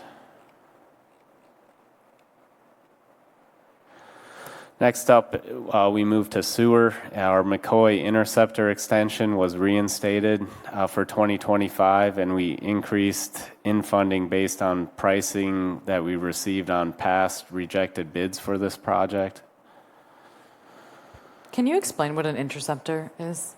It collects the sewer from, the gravity system. So within the system, so the house, sewer from the house goes to a manhole, which then goes into a gravity sewer pipe that's interconnected between manholes in our city. The interceptor will take it all the way to MMSD's facility. Got it. Thank you. Next up is our Cyene Interceptor extension project, and that remains unchanged from last year.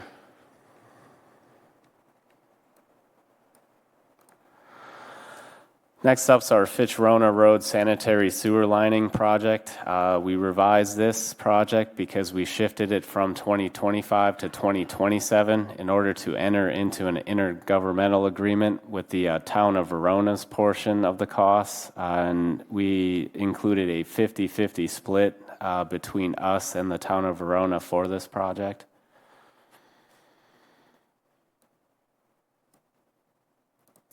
Next up is our lift station equipment project, and that remains unchanged from last year. The Goodland Park Drive sanitary sewer extension project is a new project. This project is to install a new 8-inch sanitary sewer on Goodland Park Road, which is between Frisay Drive and County Highway MM. And this project is also connected to CIP number 4811, which is the water main portion of the project. And another driving force of this project is the road is scheduled to be resurfaced in 2027. So we're looking to do the water main and sewer at the same time that the road is resurfaced. So Tim, does that effectively bump the resurfacing up to a reconstruction, or? Yes, it would be reconstructed if we're doing the water and sewer at the time.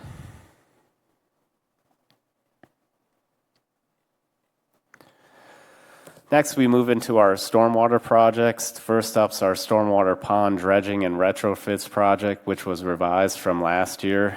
We added $600,000 in year 2030 to complete dredging of the McKee Farms Park South and North ponds. City staff will complete survey and design work in 2029 with construction proposed in 2030. And then we also added $200,000 in 2025 for our Quarry Hill Park Pond to restore the pond to the intended design, which includes $130,000 for the dredging and $70,000 for the HDPE liner.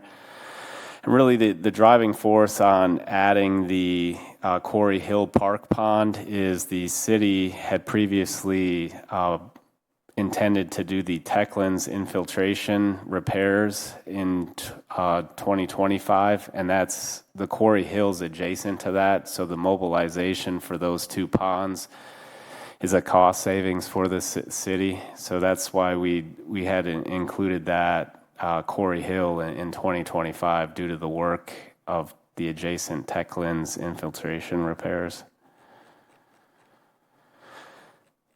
Next up's our Traceway Drive storm sewer reroute. This project remains unchanged from last year. Our Fitchburg Road storm water project was revised, and this project was delayed from 2024 to 2025 to time it with our road reconstruction project. And then I believe, Misty, this project we carried over $500,000 from 2024 for this, and then increased the budget due to recent costs that we've seen.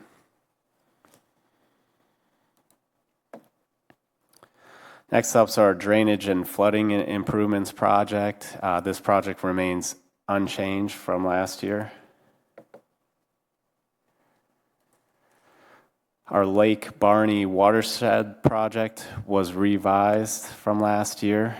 We revised the construction year from 2025 to 2027. And then we increased the construction cost from $600,000 to $700,000 to reflect rising construction costs.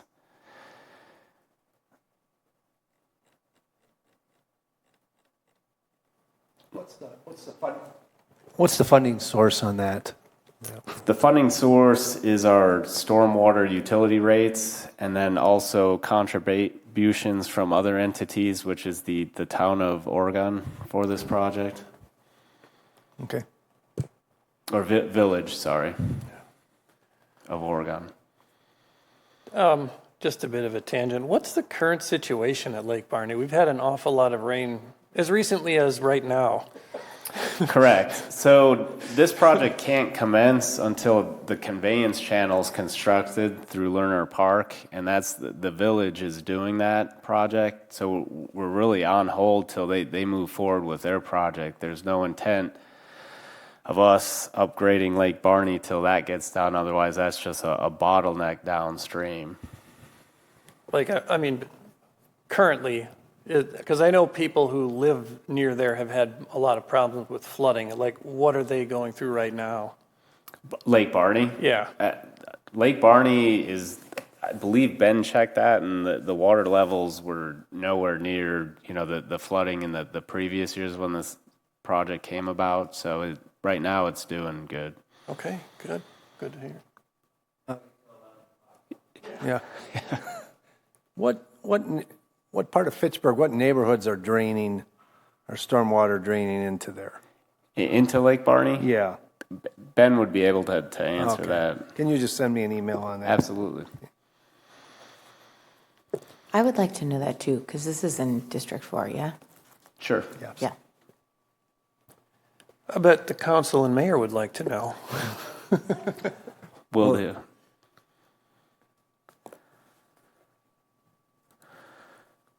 Next up is our upsizing of the Schumann Drive storm sewer project, and that project remains unchanged from last year. Tim, so I'll ask the same question I asked previously. When you say it's unchanged, that means like whatever was in the CIP last year, you just haven't made any edits. So price hasn't changed and the year hasn't changed. So the dollars in there, correct, are likely out of date. Correct. Yeah.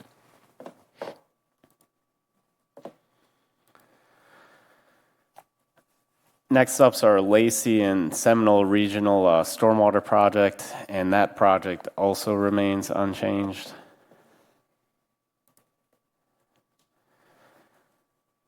Next up's our storm sewer on Floran Drive and Lyman Lane. We revised that project. This was delayed from 2031 to 2034, and we changed the priority from 3, which is important, to 5, which is a future consideration.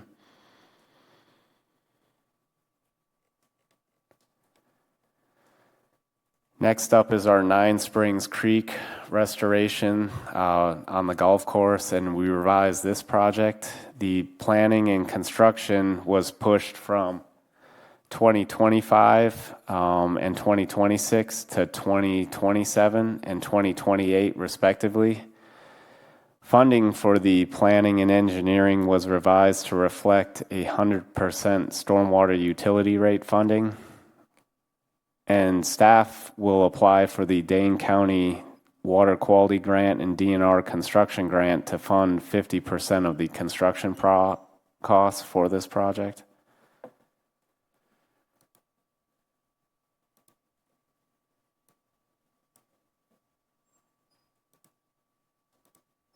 Next up's our Pheasant Ridge Trail Storm Sewer Extension Project. This is a brand new project.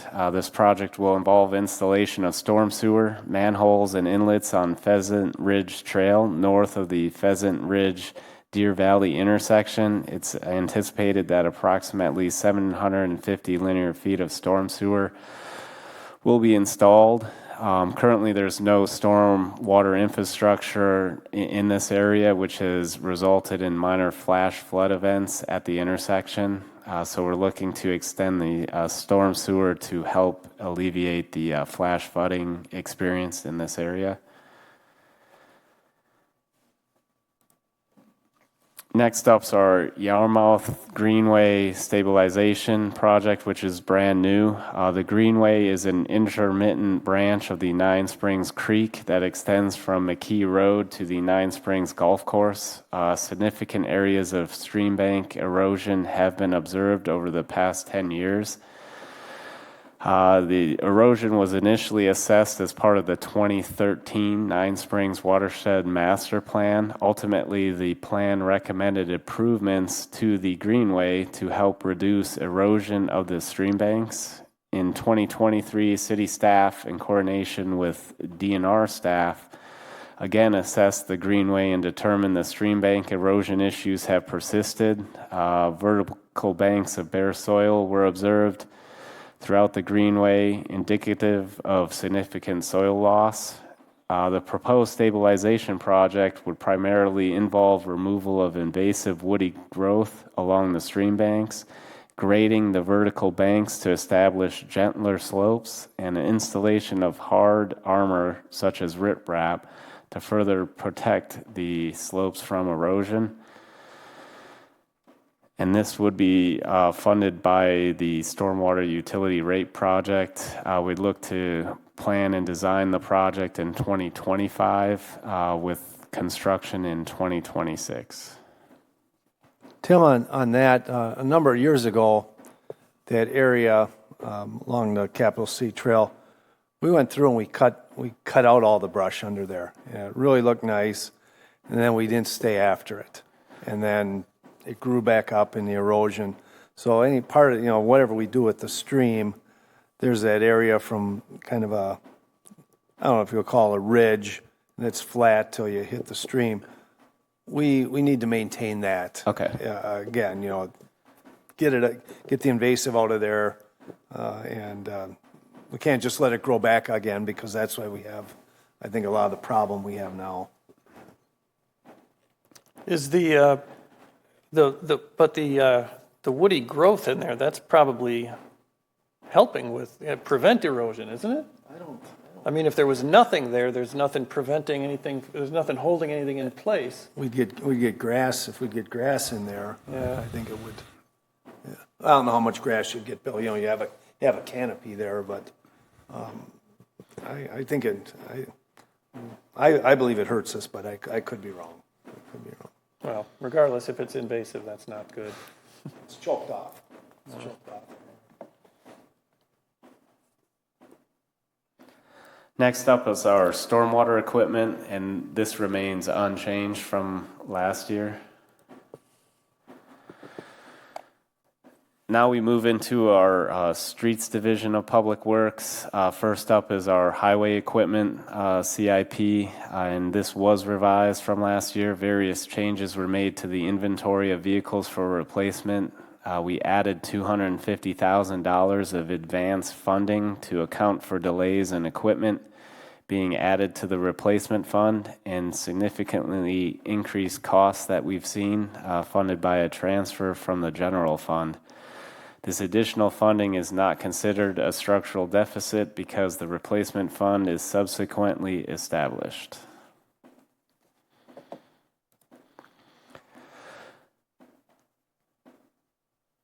Next up is our snow plow fleet and equipment, and that remains unchanged from last year.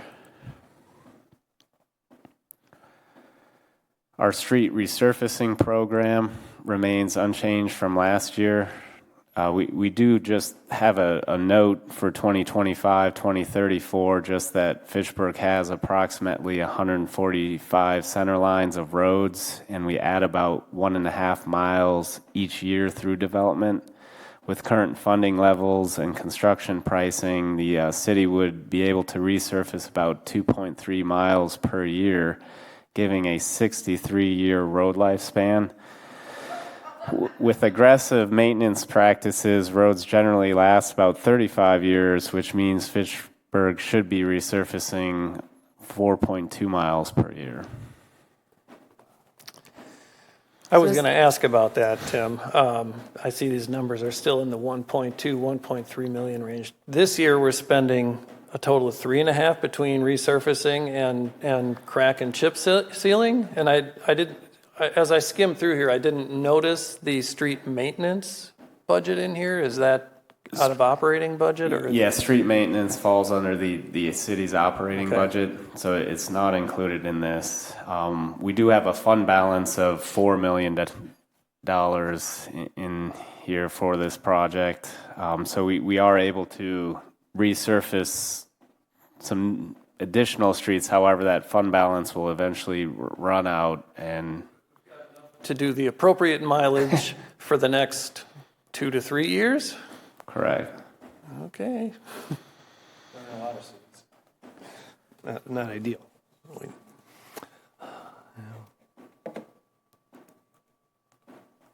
Next up is our Herman Road realignment extension project. And this project was revised. We shifted it from 2023 construction to 2032 since the project is dependent on development. Our Sain Road project, which is McCoy Road north to the city limit, remains unchanged from last year.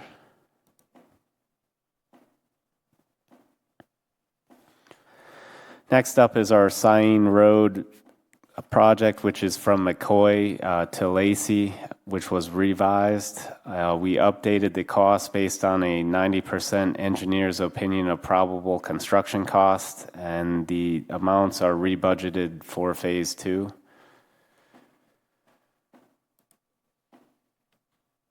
Our traffic calming program remains unchanged from last year.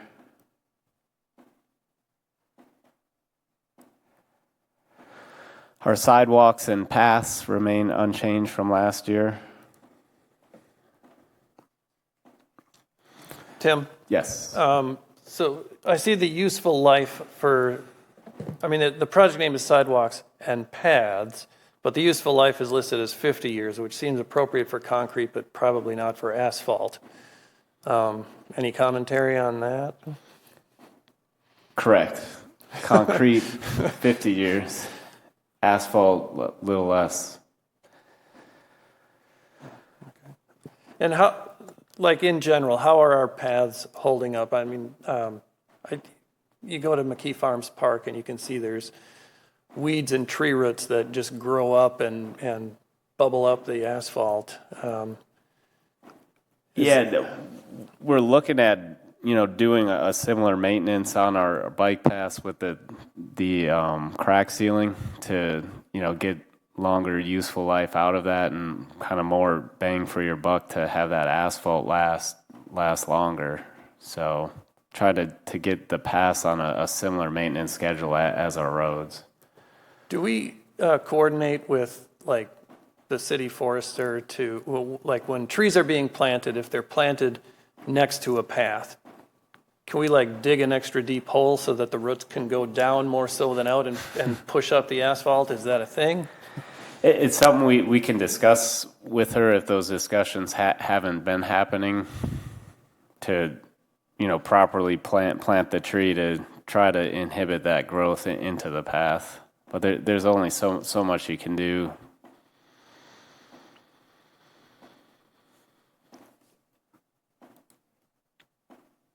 Next up's our Fitchburg Road reconstruction project. This is from Lacey North to Nesbitt Road. We revised the project to update the project costs from approximately $4.7 million to $5.7 million, and this was to reflect additional stormwater work for flow into Goose Lake, and then also the increased cost for a roundabout at the Lacey Road and Fitchburg Road intersection. Tim, why is that listed as just Lacey to Nesbitt rather than Tonto Drive up to Nesbitt? It should be Tonto. I think if I may, I think at one time it was potentially only going to be Lacey to Nesbitt in the event grant funding was not obtained. And with the grant funding, I think that allowed us to extend to Tonto, if I recall correctly. Correct, and the grant funding received was almost $2.9 million for this project. I guess I had thought that the total cost was over $6 million between Tonto and Nesbitt, so I was wondering about the verbiage in here. So the 5.6 is from Tonto to Nesbitt. The description just states Lacey to Nesbitt. Tim, I know I've asked you this once already. That's a tight intersection. There's not much room there. There's a house on the Lacey and Fitchburg. There's a house on the left. The other side, you got a big giant oak tree. And is there enough room for a roundabout at that spot? I'm concerned if I look at certainly the roundabout at Seminole and Lacey, or it certainly doesn't need to be as big as the one at Nesbitt and Fitchburg, but I'm concerned there's not enough room for a decent one. Property acquisition required for a roundabout, but also traffic signals. If we put those in, property acquisition was also required for the turn lanes for that, and actually more properties are affected with the traffic signals versus the roundabout kind of impacts lesser properties. About the signals. Yeah, and the roundabout fits that corridor. You have the roundabout north to Nesbitt and then east to Seminole, so. Okay.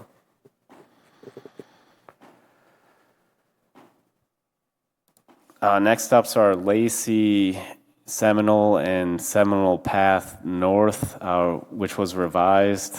The remaining parts of this project could be funding through various means, including developer funding. This will be determined prior to design and construction.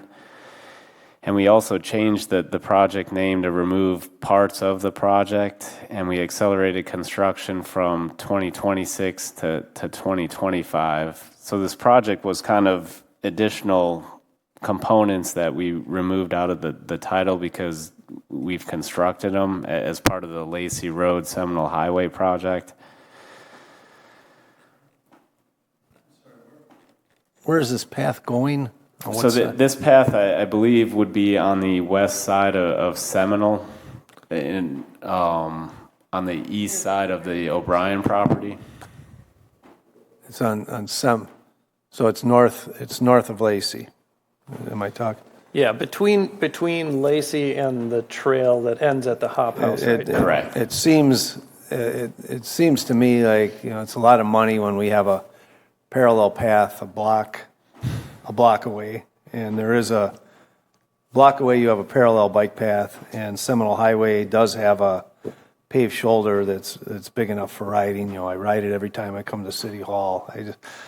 Seems like a lot of money when we have a facility that close. I'm sorry.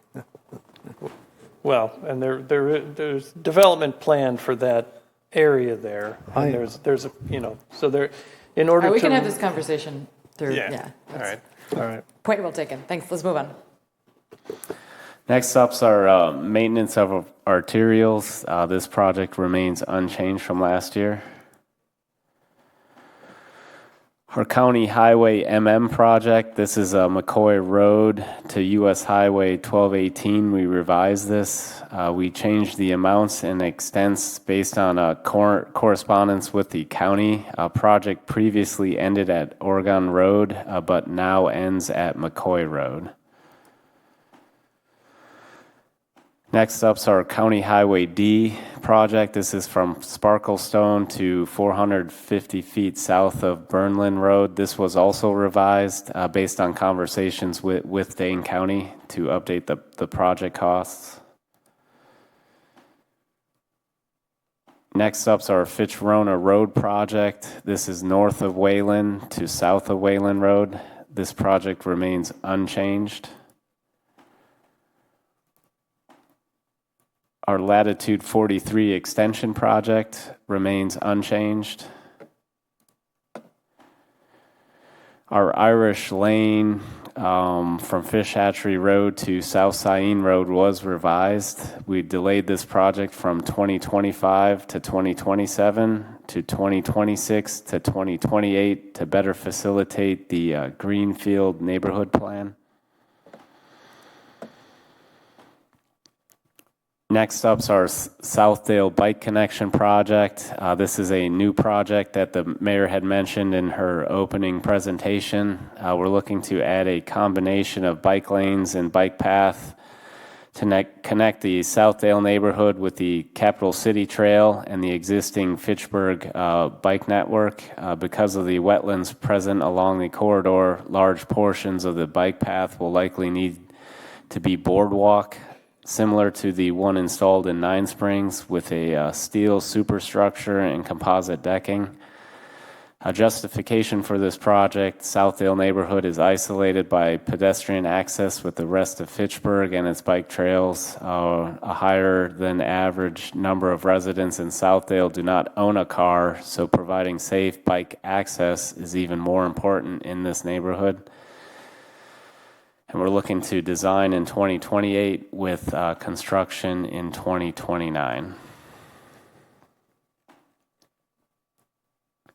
Next up is our Bryant Road project. This is from Greenway Cross to West Beltline Highway. We revised this project. We added the design and construction costs for this project. And this is coming out of TIN number 10. Next up's our Anton Drive Roundabout and Sidewalk project. This is a new project. We're looking to reconstruct Anton Drive with a roundabout at the intersection of Anton Drive, Fitzrona Road, and King James Way. Looking to add a right turn lane from McKee Road north onto Fitzrona Road. Add sidewalk along the east side of Anton Drive on both sides of King James Way and on the north side of McKee Road. Add a bike path on the north and west edges of the Wingra property and 2 connections into the Jamestown neighborhood to the north. And this would be funded by TID borrowing. Next up is our County Highway bike underpass project. This project remains unchanged. Next up's our Haight Farm Drive. This is from Lacey to US Highway 14. We revised this project from last year. We added $645,000 for a water main extension in 2028 and we delayed the project from 2026, 2027 to 2027, 2028, and added inflation to the project costs. Next up is our Maloney Drive project. This is from County Highway MM to the city limits. This is a new project. We're looking to update Maloney Drive to an urban section with curb and gutter and resurface the entire roadway from County Highway MM to the boundary line with the city of Madison. And this project would be funded by TID borrowing.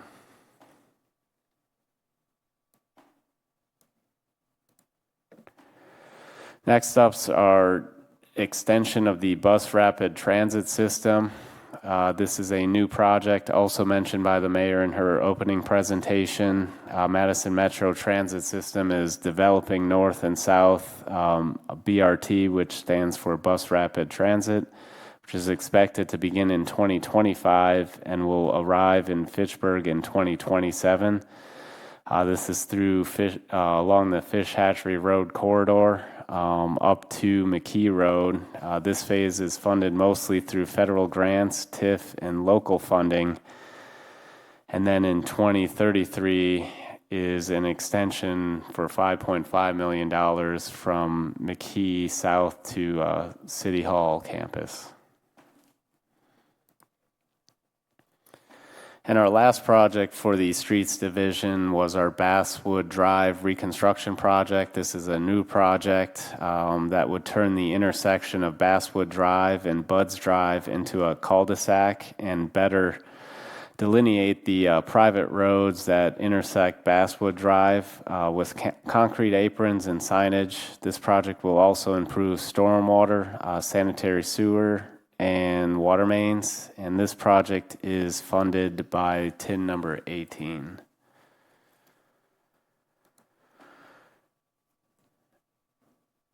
Next, we move into our water utility projects. Well 13 and Pump House remain unchanged from last year.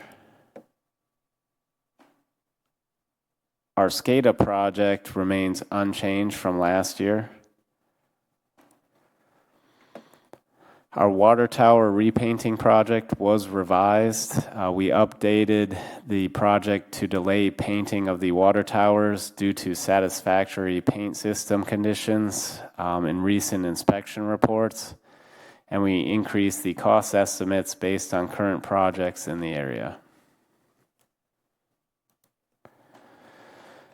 Next up is our water and sewer equipment we revised.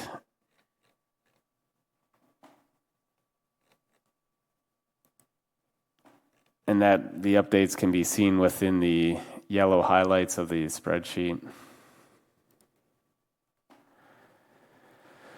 Our well maintenance project was also revised. We had various changes noted below to change costs and timing of projects.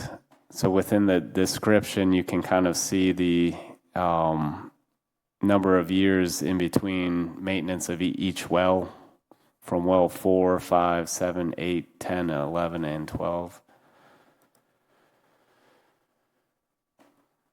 Next up's our Irish Lane water main project. We updated the costs based on current project costs and shifted design from 2026 to 2027 and construction from 2027 to 2028. We shifted funding sources, including adding a portion funded by rates.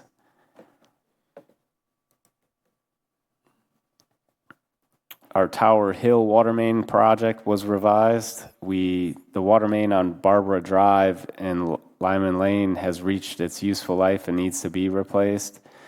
These replacements will be completed prior to resurfacing these streets. We delayed the project from 2025 to 2027, 2028, and updated the costs. Tim? Yes.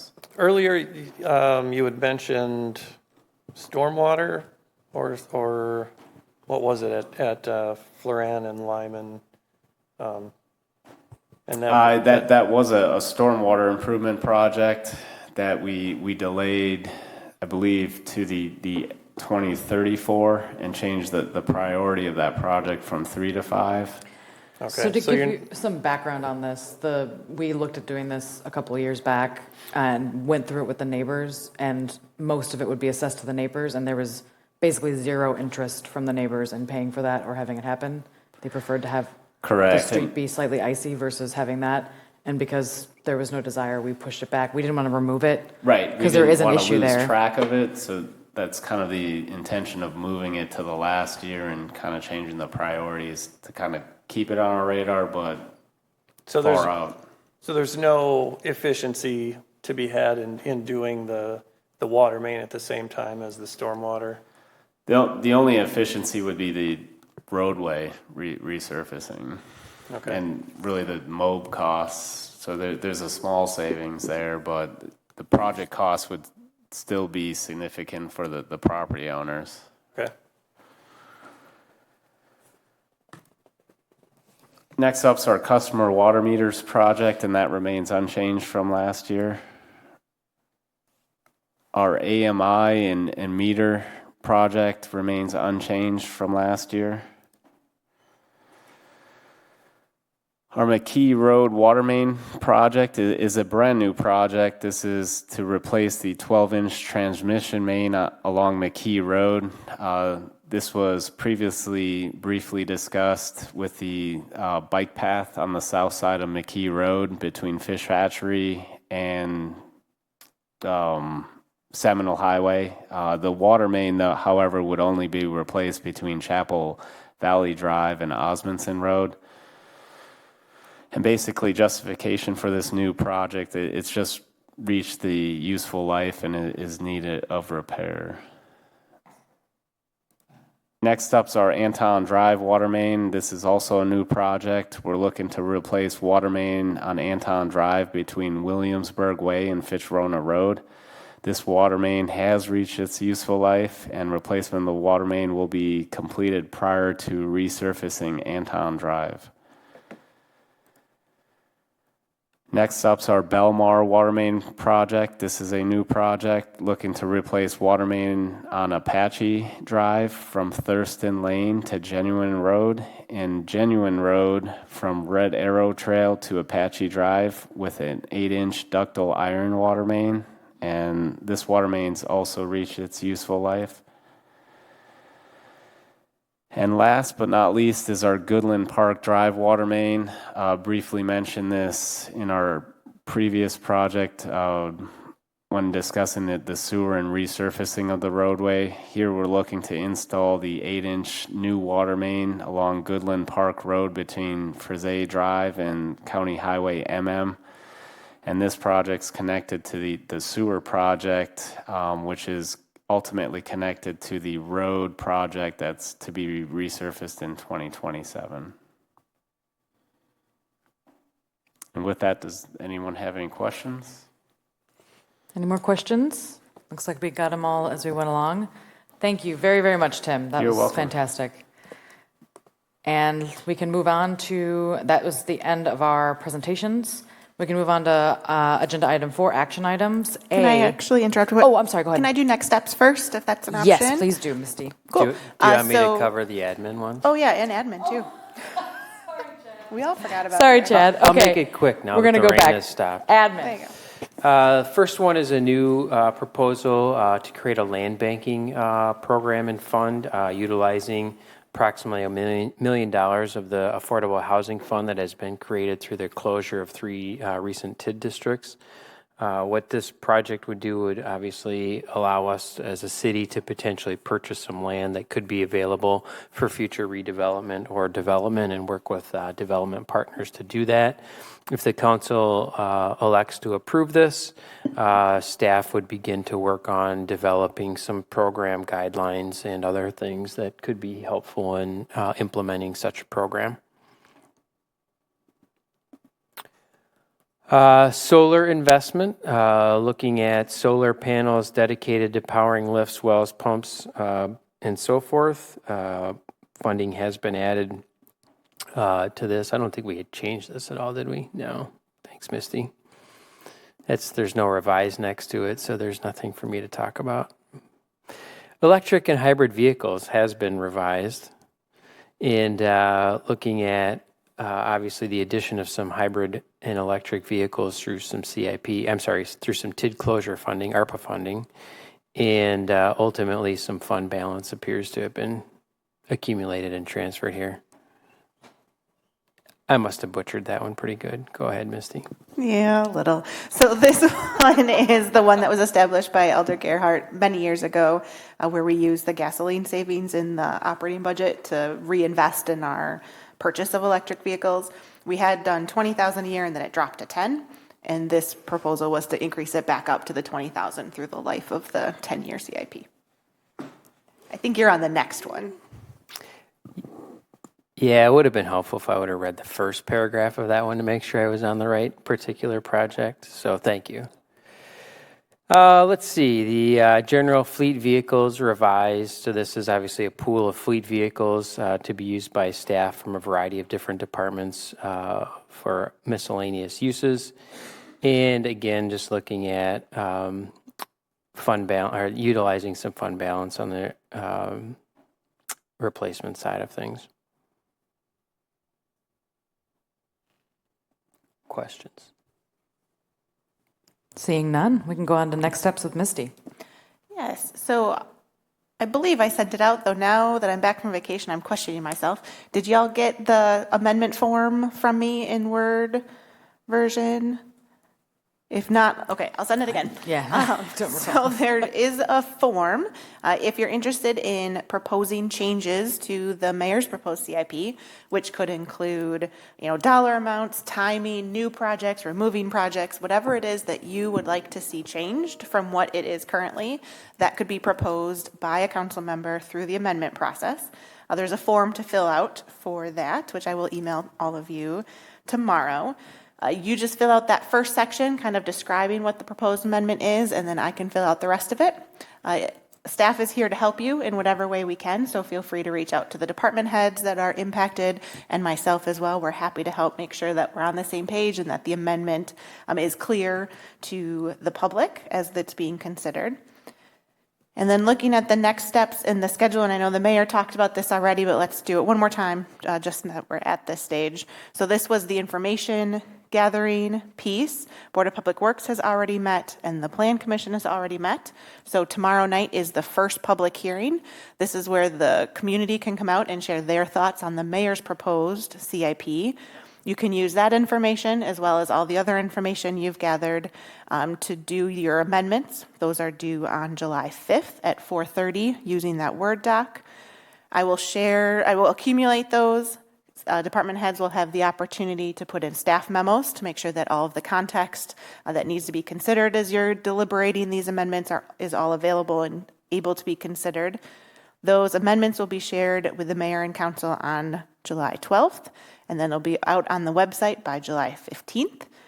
And then on the 23rd of July, there'll be another public hearing. This is where the community can provide feedback on the amendments that were proposed. And then that same night, we'll have the deliberations on those amendments and the vote on the CIP itself. So you might recall the budget time, we had kind of separate meetings for each one of those. With CIP, because it's a much more narrow focus, we tend to do that all in one meeting. There's no limits on how many times you can speak or the timing, and all that kind of structure that's with the budget process doesn't exist with this process because it is a much more narrow focus. So at the end of the 23rd, we will hopefully have an adopted CIP. The first year, the 2025 numbers will all go into that first version of the 2025 operating budget that goes to the mayor. And then if the mayor makes any changes from what you guys adopt as the CIP to what she proposes in her 2025 adopted budget, those changes all need to be delineated specifically so that you know exactly what was changed. So that's all I have for next steps. And then to reiterate again that it's just the Finance Committee that is recommending or making a motion on this resolution, and it is, of course, subject to the council amendment process. So we can go ahead and I take a motion on Resolution R12124, adopting the 2025 to 2034 Capital Improvement Plan. I'll move approval of Resolution R12124. Moved by Alder Jetzer. Any discussion? All in favor say aye. Aye. Aye. Motion carries. Next one, announcements. We have our regular Finance Committee meeting tomorrow at 6 p.m. And I'll go ahead and entertain a motion to adjourn. I move we adjourn. All in favor? All in favor, say aye. Aye. Motion carries. We are adjourned at 9:38 p.m. Thank you so much. Snuck that one in.